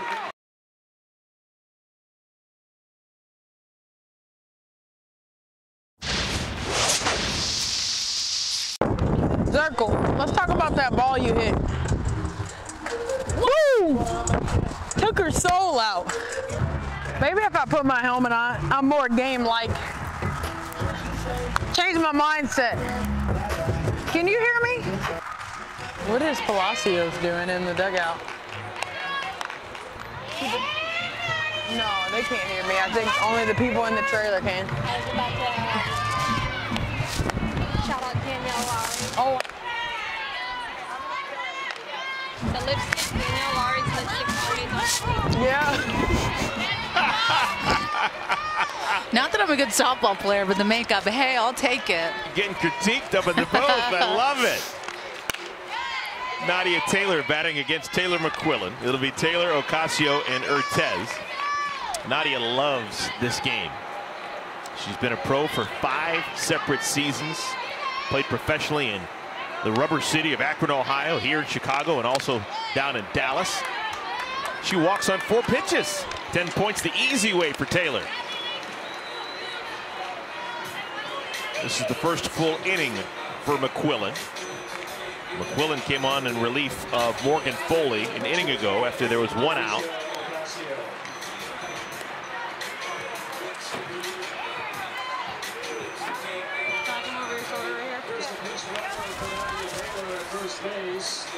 Nadia Taylor is going to be pinch run for. Mandy Perez now into the game in full. She's on at first base. We saw Perez last inning out in left field. So Perez replacing Taylor at first. Alicia Ocasio, the captain, grabs a bat. Her team leading by 2.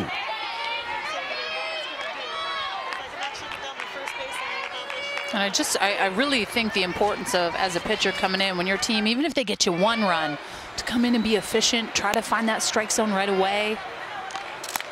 And I always felt like, as a pitcher, that was my job. If my team scores me a run, if I can go out and have a scoreless inning, I can continue to keep that momentum going on my team's side, just show them that I know they have my back and I have their back too.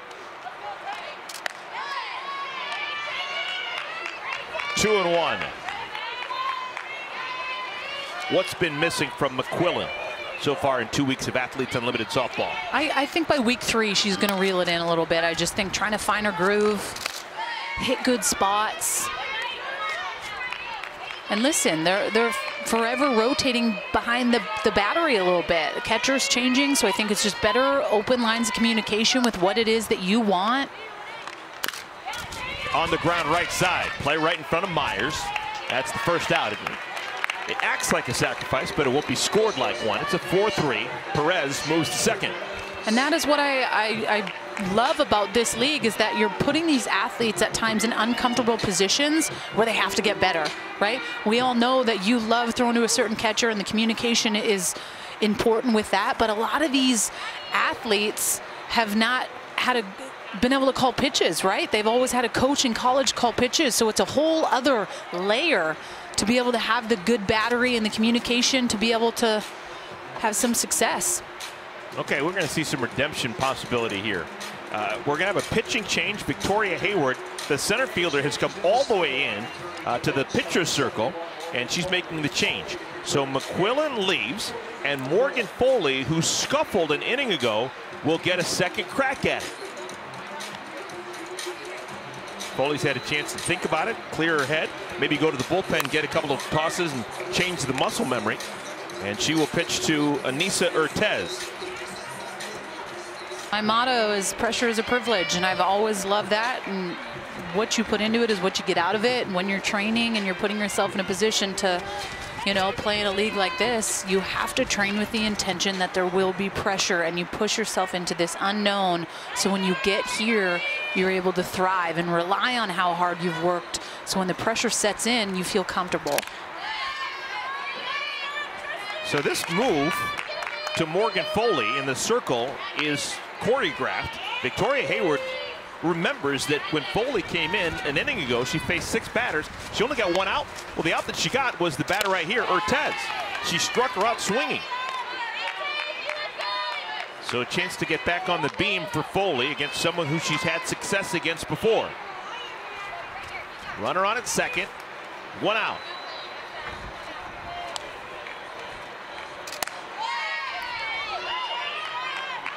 Foley played collegiately at the Division II level, University of Indianapolis.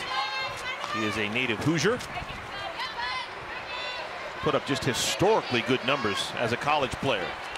Once struck out 30 in a game. Line drive foul.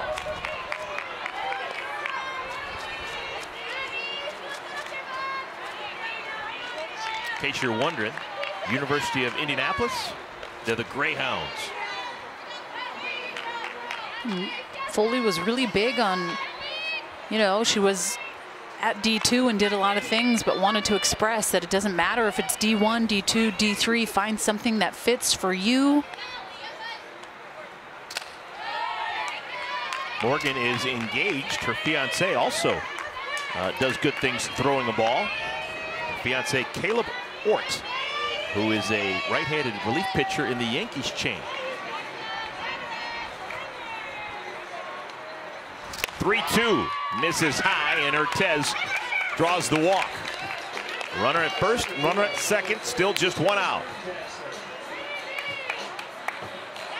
And I think that's just something you got to have a little bit better pitch selection. I mean, you have a 3-2 count going upstairs.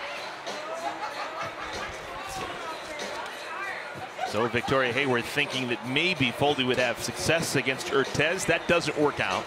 So back to the pen she goes, and it's Danielle O'Toole. O'Toole started the game and went the first 3 innings, giving up just 1 run. There's a definitive hierarchy in terms of the pitchers so far through the first 2 weeks. You got Kat, who is otherworldly. Then you got Ocasio, who is also dynamite.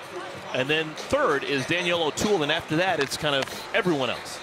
Yeah, no, I'd have to agree. Another cool thing is Sachel Palacios, the Mexican national team catcher, just came up and was talking to Paige Halstead behind the plate, and I love that. That's what you need. You have to be able to have that communication. And Halstead came into the game last inning, and now she's caught, which will be 3 different pitchers. So it's different. You're calling pitches. You have to be able to have some help with whether it is the experience Palacios has with McQuillan and O'Toole, but it always has to be that open lines of communication. Just curious, Danielle, is it possible for a pitcher to call their own pitches? Can a pitcher make the signal, or do they have to basically approve or sign off or deny the signal that they're getting? I feel like it would be a little too crazy if they tried to do it based on like hand signals. But I think it's going in with the impression of, okay, hey, these are my go-to curve backdoor. I like to get ahead with this. I want to go upstairs on a 0-2, 1-2 count. Sometimes I will at 2-2. If I shake, I tend to go to this. But there's nothing worse than being in the circle and shaking 2 to 3 pitches. It's just a buzzkill. You get rattled.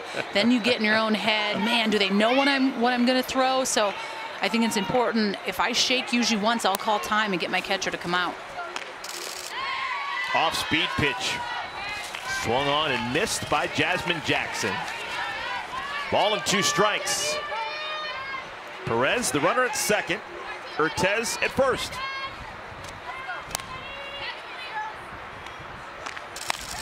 Got her. 2 down.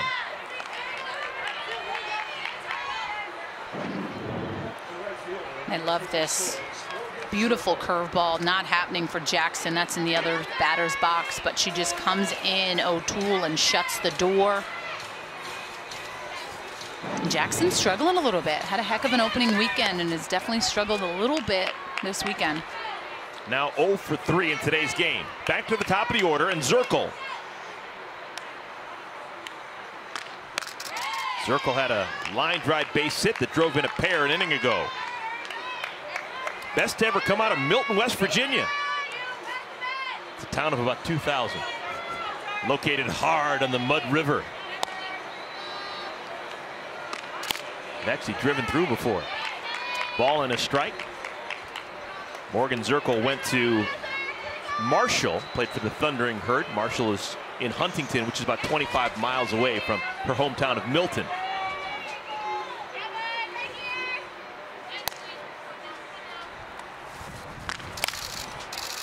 High pop out of play.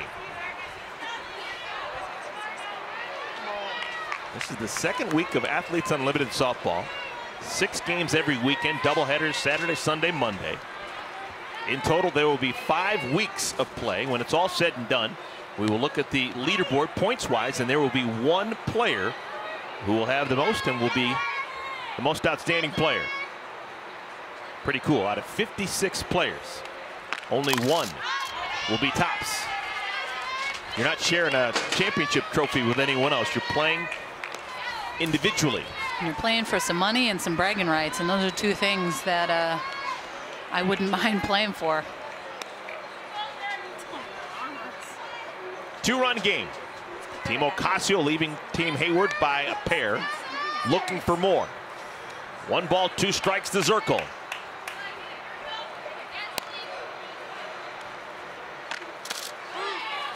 Called strike 3. Danielle O'Toole, where you been? She's been fantastic. Couple of strikeouts coming out of the pen.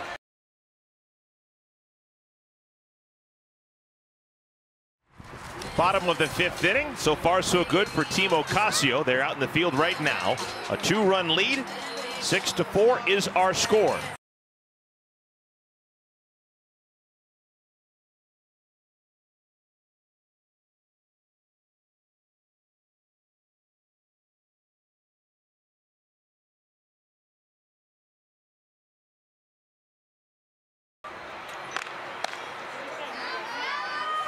Morgan Howe, cleanup hitter for Team Hayward. Howe, Palacios, and Fisher. Those are the scheduled 3. It may not be Palacios. He's been out of the game for the last couple of innings defensively.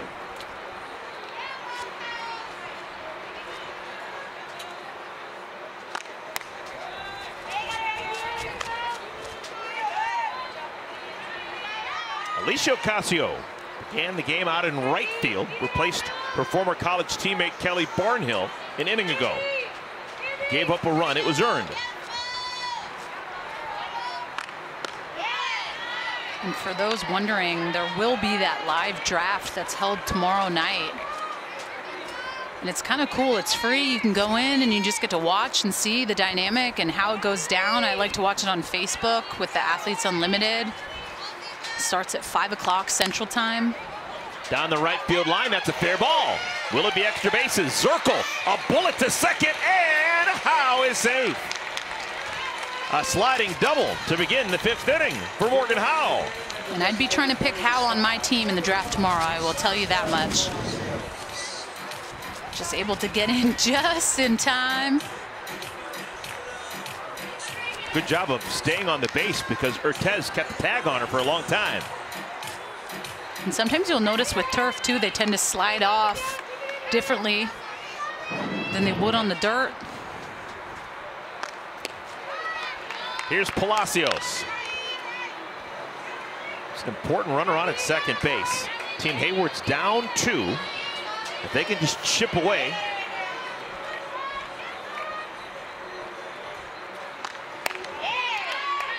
One and one. You're talking about the draft, and I think it's going to be just fascinating.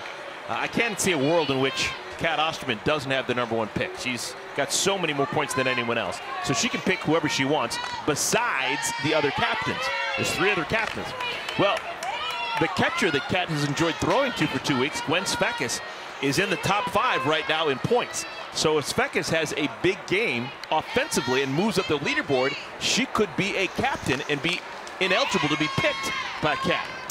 Not if Kat can help it. She said she will send her caught stealing all day. She will do whatever she can to get her off as a captain because she wants her that bad. And I think that just shows how important it is to have someone behind the plate that you feel comfortable throwing to. And she's compared Gwen Spekas to Megan Willis, who was someone that caught her in college as well as with the USSSA Pride. These are the trends. Catchers have been so important. #1 overall picks, Amanda Chittister and Gwen Spekas, first 2 weeks.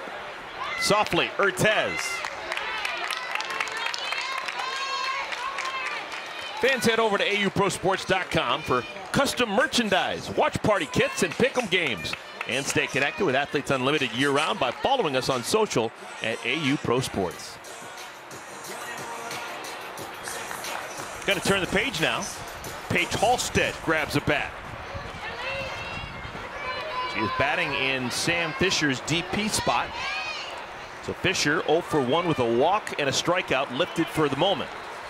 Opportunity for Halstead. And fouls it away. I'm a little bit surprised that with a runner on at third and only 1 out in a 2-run game that Sam Fisher's not hitting.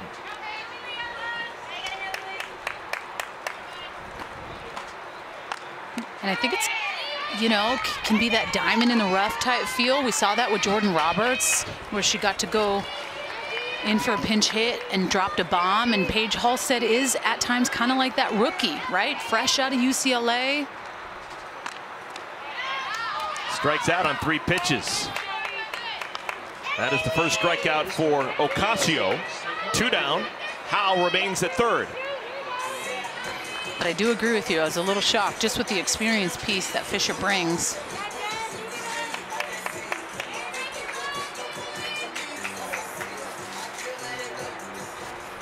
Here's Nicole DeWitt. Florida Gator facing a Florida Gator.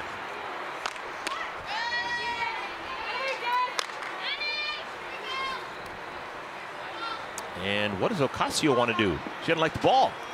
Well, and with the COVID rules that they have, the umpires are not allowed to touch the softballs. There are special buckets in both dugouts that there's a designated player that goes and grabs them. And usually after 10, 12 pitches, almost at times you'll see that they'll change balls and just get a new one, and they're getting cleaned every day. Ball is bobbled. Everyone's going to be safe, and a run scores. That is a costly misplay by Mauga. He's got the biggest glove you've ever seen, and ball doesn't find it. Yeah, I couldn't agree more, especially understanding that there is the inning points on the line, so that will be another 10 points for every single player on Team Hayward. I'll tell you what, Alicia Ocasio is looking to see if that's an error, because if it's an error, the run crossing home plate is unearned.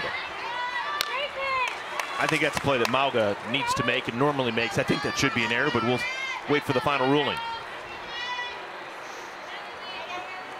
It is indeed the official ruling, an error called on Mauga. So the inning remains alive. DeWitt, who can run a bit on at first base, she represents the potential tying run.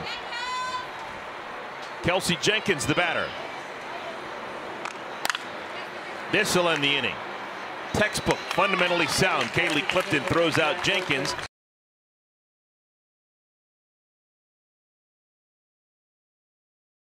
And right now, a 1-run game as we play the 6th inning. Team Ocasio trying to hold on. 6-5 is our score. O'Toole begins the inning by throwing ball 1 to Jessie Warren. Jessie Warren will be followed by Erica Piancastelli and Katiana Mauga. 240 combined collegiate homers between those 3. All right, Danielle, let's talk about this because we haven't seen softball played for a while. Danielle O'Toole, second time she's into the game. She's either got to finish the game. If she's lifted, she can't come back in, right? She cannot come back in. She has entered twice. Deep drive by Warren. That one to the wall is gone. Jessie Warren hits a homer and stretches the lead back to 2.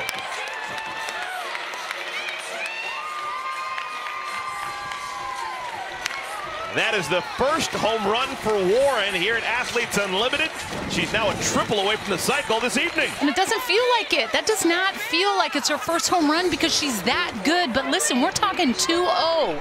2-0 if you're going to Warren. You got to paint a corner. You cannot go down Main Street. She's too good of a hitter. Top 5 hitter in this league, in my opinion. And I would want her on my team. I am drafting Warren.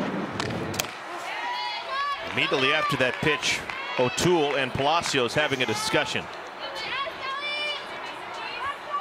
2-run lead for Team Ocasio. Piancastelli, a home run back in the first inning. Softly, right side, trouble, foul.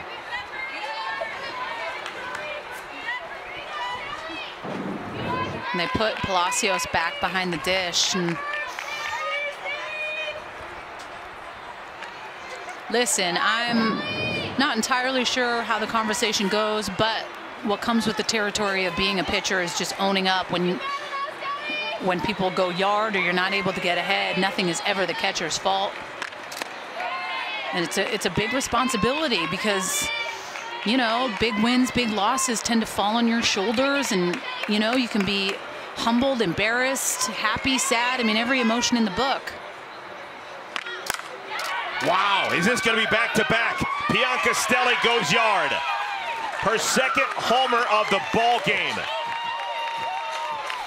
Back-to-back bombs. It is now an 8-5 lead, Team Ocasio.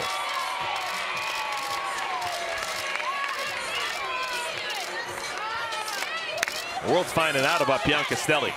She can play.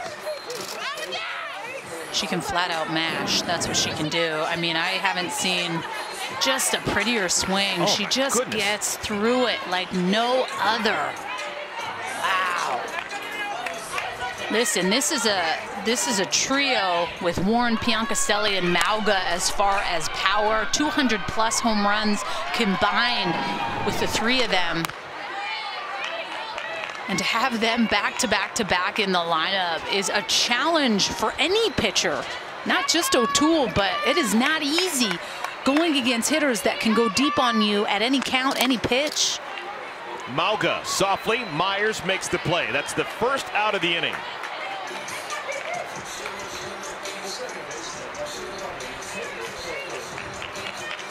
But I mean, that's also where you got to just respect greatness too. Sometimes people are going to have your number, but when it's all said and done, as a pitcher, if you get behind, those types of hitters are going to expose you. If you can get ahead of hitters and really work good spots and someone goes yard on you, you got to tip your cap.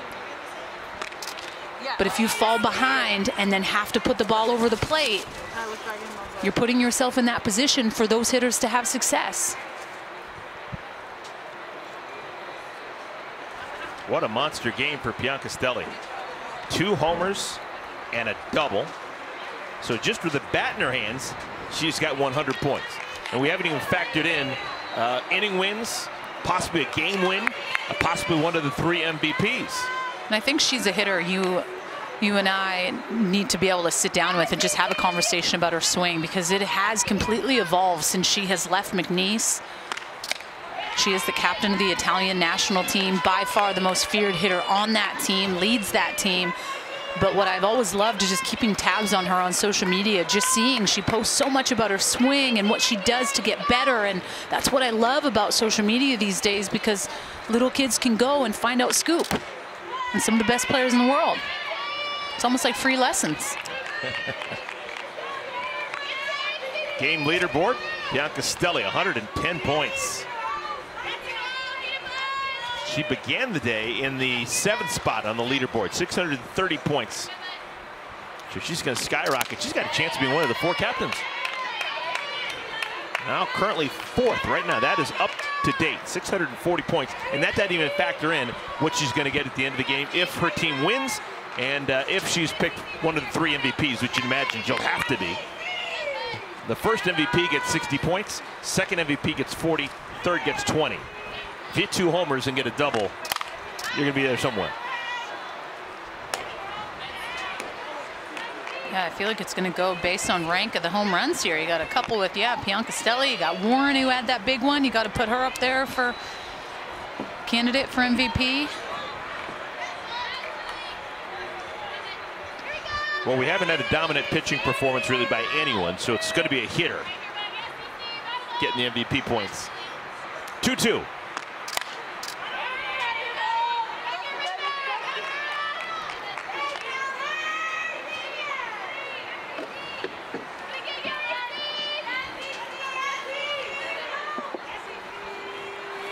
We've yet to see Kat Osterman and DJ Sanders.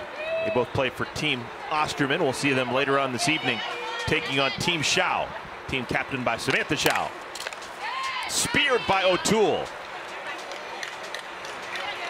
So after the back-to-back homers, ball hadn't left the infield. A pop out by Mauga, and Clifton bounces out to the pitcher. That'll leave it up to Nadia Taylor.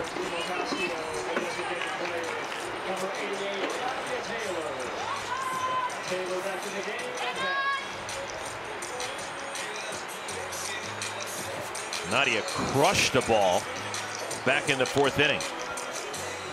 Fourth inning, Team Ocasio scored 5 runs. She had a ball just come flaming off of her bat. If she'd elevated, would have taken out a couple of light bulbs on the scoreboard.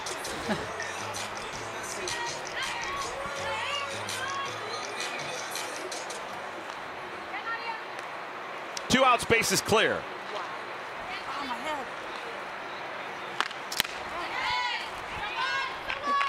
It's crazy. This game can just humble you so quickly, right? You can have a good day yesterday in the circle and then come in today and struggle.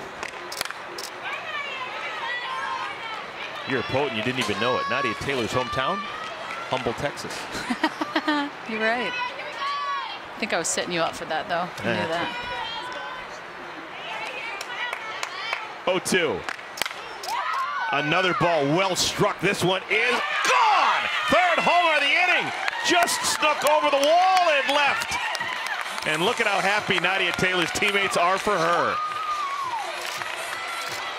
That's a popular player, folks. Well, listen, she came out of the box hot because I think she thought it was just going to go off the wall, and then all of a sudden she slows down the trot and really just soaks it up.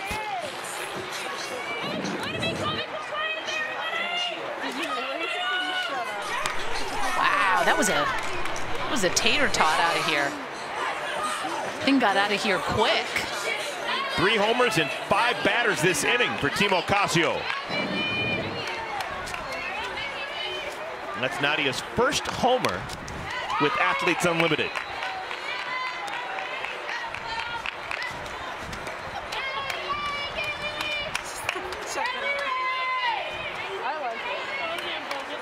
Warren, Biancastelli, and Taylor with homers here in the 6th off of O'Toole.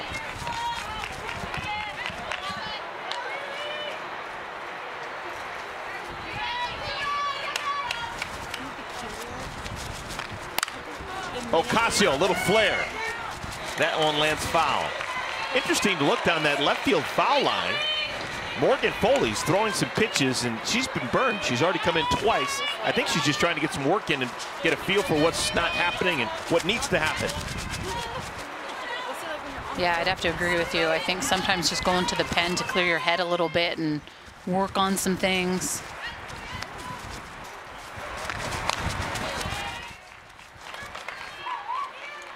Two and two. Ocasio only has Kat Osterman on top of her in terms of points through the first 2 weeks. Smashed into the gap. That'll be extra bases. Ocasio can really run. She's a jackrabbit on the bases. Heading for third. The throw is high, and it's a triple for Ocasio. 4th extra base hit of the inning for Team Ocasio.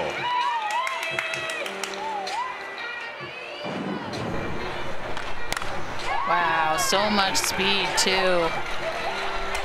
She's picking up the ball and then a quick pickup to the facilitator at third to see that she can leg that out. And the importance of being able to really pick up the coach as you're rounding 2 is important because you cannot see the ball behind you, so you have to know if they're giving you that green light to round the corner and head to 3. It's got to be an awkward situation for the captain, Victoria Hayward.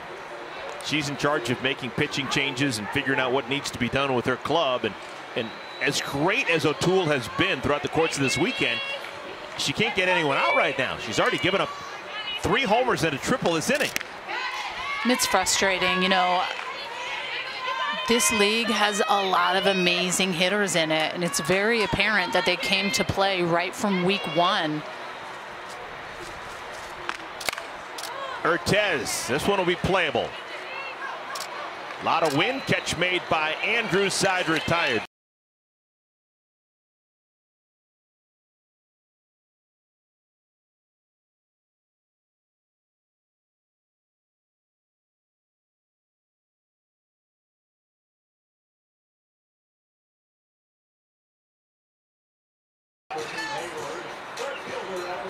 It is a 4-run lead for Team Ocasio. They're doing it with the extra base hits. 2 home runs for Piancastelli. Laying down a bunt, Andrews has it dip foul. It's a Dolly Parton special here in Rosemont, 9-5. What a way to make a living. It'll be Andrews, and then the top of the order, Hayward and Flippin. If anyone gets on, Myers. And if anyone can spark a rally, it can be Andrews in the 9 spot. A lot of speed. Second baseman Clifton, 1 down.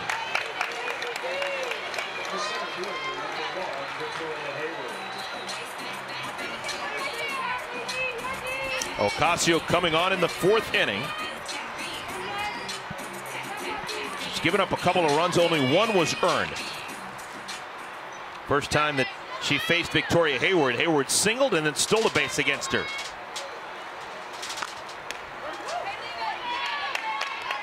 You know, and the beauty of this league is that it is forever changing. It is that fantasy baseball type feel where you fall in love with the players and not necessarily the team.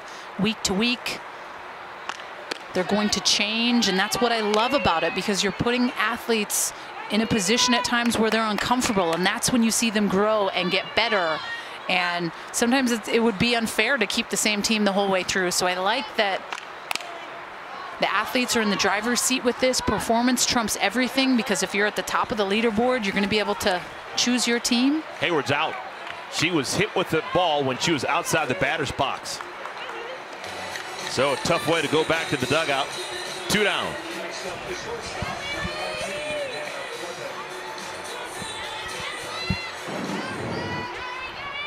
And she is all the way at the back of the box, but yep, just kind of comes up into her neck. Now you got to be completely out of the batter's box when the ball hits you, and if that's the case, you're out. But if you have even a toe dragging inside the batter's box and the ball hits you, you're still good.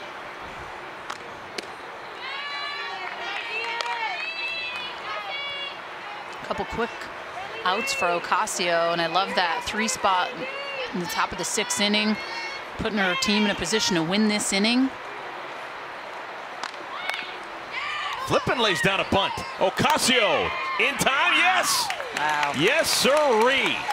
Ocasio like a panther.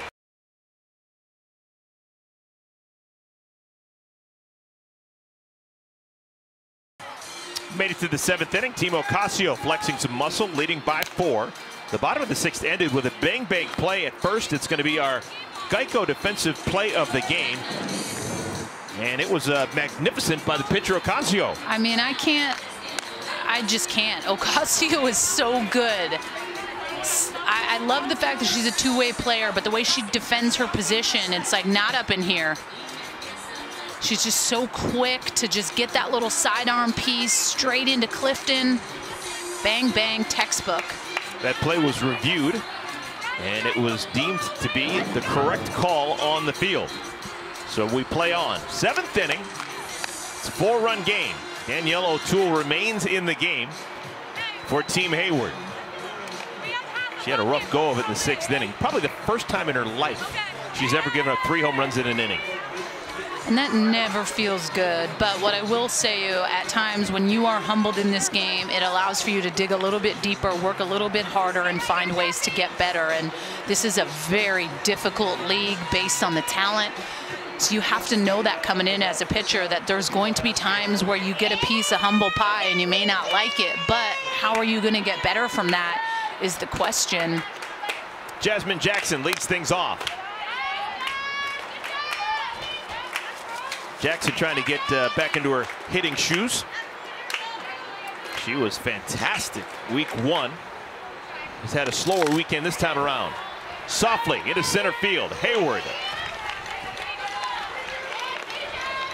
So an 0 for 4 afternoon for Jackson. Well, and this is going to be the last game that both these two teams are going to be playing together with each other, and then tomorrow night will be the draft on live on Facebook, Athletes Unlimited, where you can tune in and watch the top 4 leaders on that leaderboard are going to be able to choose their own teams. And I'm really interested to just see the plotting and how it works. And are there going to be catchers that continue to keep going first? We all know with Kat, if she's first, she's picking Gwen. But what's going to be the other trends? Xiao's been struggling in the circle. Is she going to be a hot commodity that you want as a potential pitcher? Just little things like that.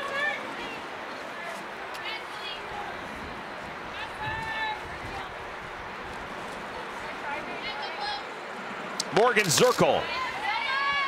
First 2 pitches to her, strikes.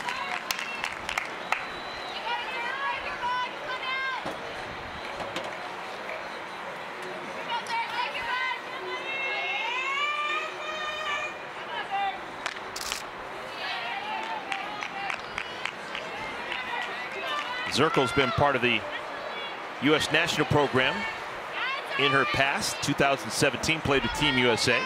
Played in the World Cup of Softball and the Japan Cup. She's been banging around pro leagues for a while. She graduated from Marshall 2017. Played independent softball. Was going to play right here in Chicago for the Chicago Bandits this summer until that league had to postpone. Zirkle out in front of just a Bugs Bunny changeup. 51 miles per hour. Zirkle could have swung twice before that came to the plate.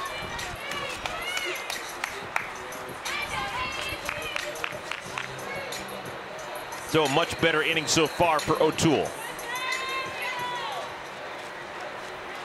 Here's Jessie Warren, a triple away from the first cycle in the history of Athletes Unlimited. Her day began inconspicuously back in the first inning, bounced out to short. But ever since, a single, a 2-run double, and a homer. She's going to have to turn the wheels on Scootin' if she wants to get a triple. There's very few people, I think, in this league that can leg out a triple, and the ones that do are those speedy slapper type. Yeah, this outfield wall, too, it's kind of curved. It's not like there's any nooks and crannies where the ball could You got to hope for hit an angle. A corner shot to right field, go with the pitch. You have to swing at a pitch like that and hope that it just tails and touches the line and then goes to the corner. But my question to you, do you think Warren knows she's a triple away from the cycle, or is that not entered into her mind? I bet it does, but to say that that's what she's hunting for, no. She'll have to settle for the walk. 4-pitch walk to Warren. And I think it's a pick your poison at this point, right? I mean, do you want to pitch to Warren or you want to pitch to Piancastelli? Warren's on at first with 2 outs. Erica Piancastelli comes to the plate.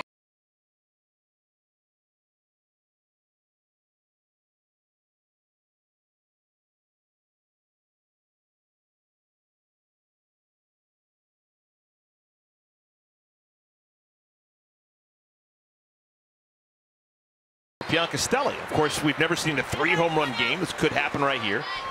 We haven't even had a 4-hit game. And we're not going to have a 4-hit game. It's Piancastelli, end of the bat shot, caught by Myers, side retired.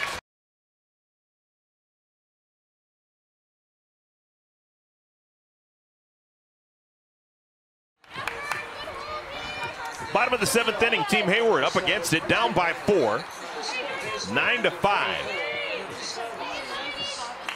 Alicia Ocasio has showed what she can do in every aspect of the game. Began the game in right field, has influenced the game with a bat in her hands, and now trying to finish the game out in the circle. Came on in the 4th inning, needs 3 more outs to get. Winning team gets 50 points. Every single player gets 50 points for winning a game. Nerissa Myers. 0-2. Myers hit with a pitch. Hit her first homer of the season back in the third.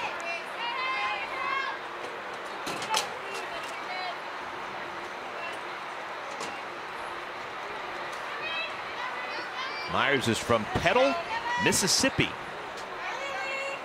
Played collegiately at ULL. Has been banging around pro leagues for a while. Last summer, she actually spent time internationally playing for Team Great Britain. Trying to get them to the Olympics, did not qualify. She was Great Britain. She was like, by far, obviously their best player, but had some monster hacks off me. I remember back at the qualifier.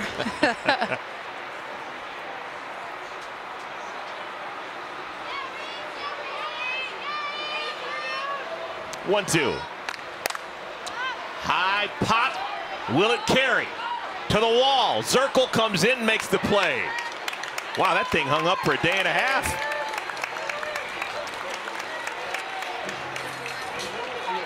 And the wind is a factor a little bit, right? Like the flags are blowing and she instantly goes back to see warning track, feel wall, and comes in. I like the way she did that. Playing outfield in the Chicago wind is by no means easy. We saw her make a little, you know, hiccup a couple days ago with a play over in right foul territory. Right back to Ocasio. Howe, 1 pitch, 1 out. So we're 1 out away from putting this one in the books. And Team Ocasio finishing the weekend with 2 wins and just a loss. No one's been able to defeat a team that has Kat Osterman on it. We will see Team Osterman later this evening, taking on Team Shao.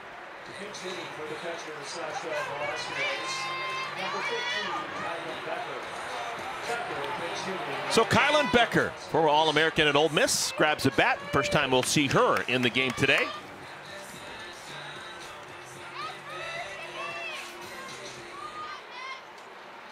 Becker batting in Palacios' spot in the order. Ocasio still got it, 65 miles per hour.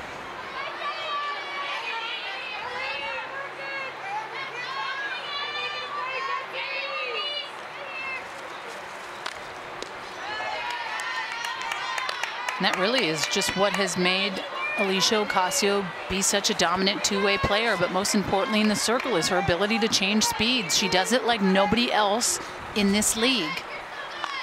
And I don't care what you say, if you throw one at 56 miles an hour and make someone swing like that and then can come in at 66 miles an hour, that's tough to hit, and that's uncomfortable as a hitter because then you catch yourself guessing.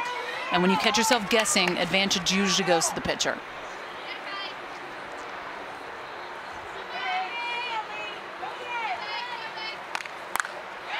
Little half swing.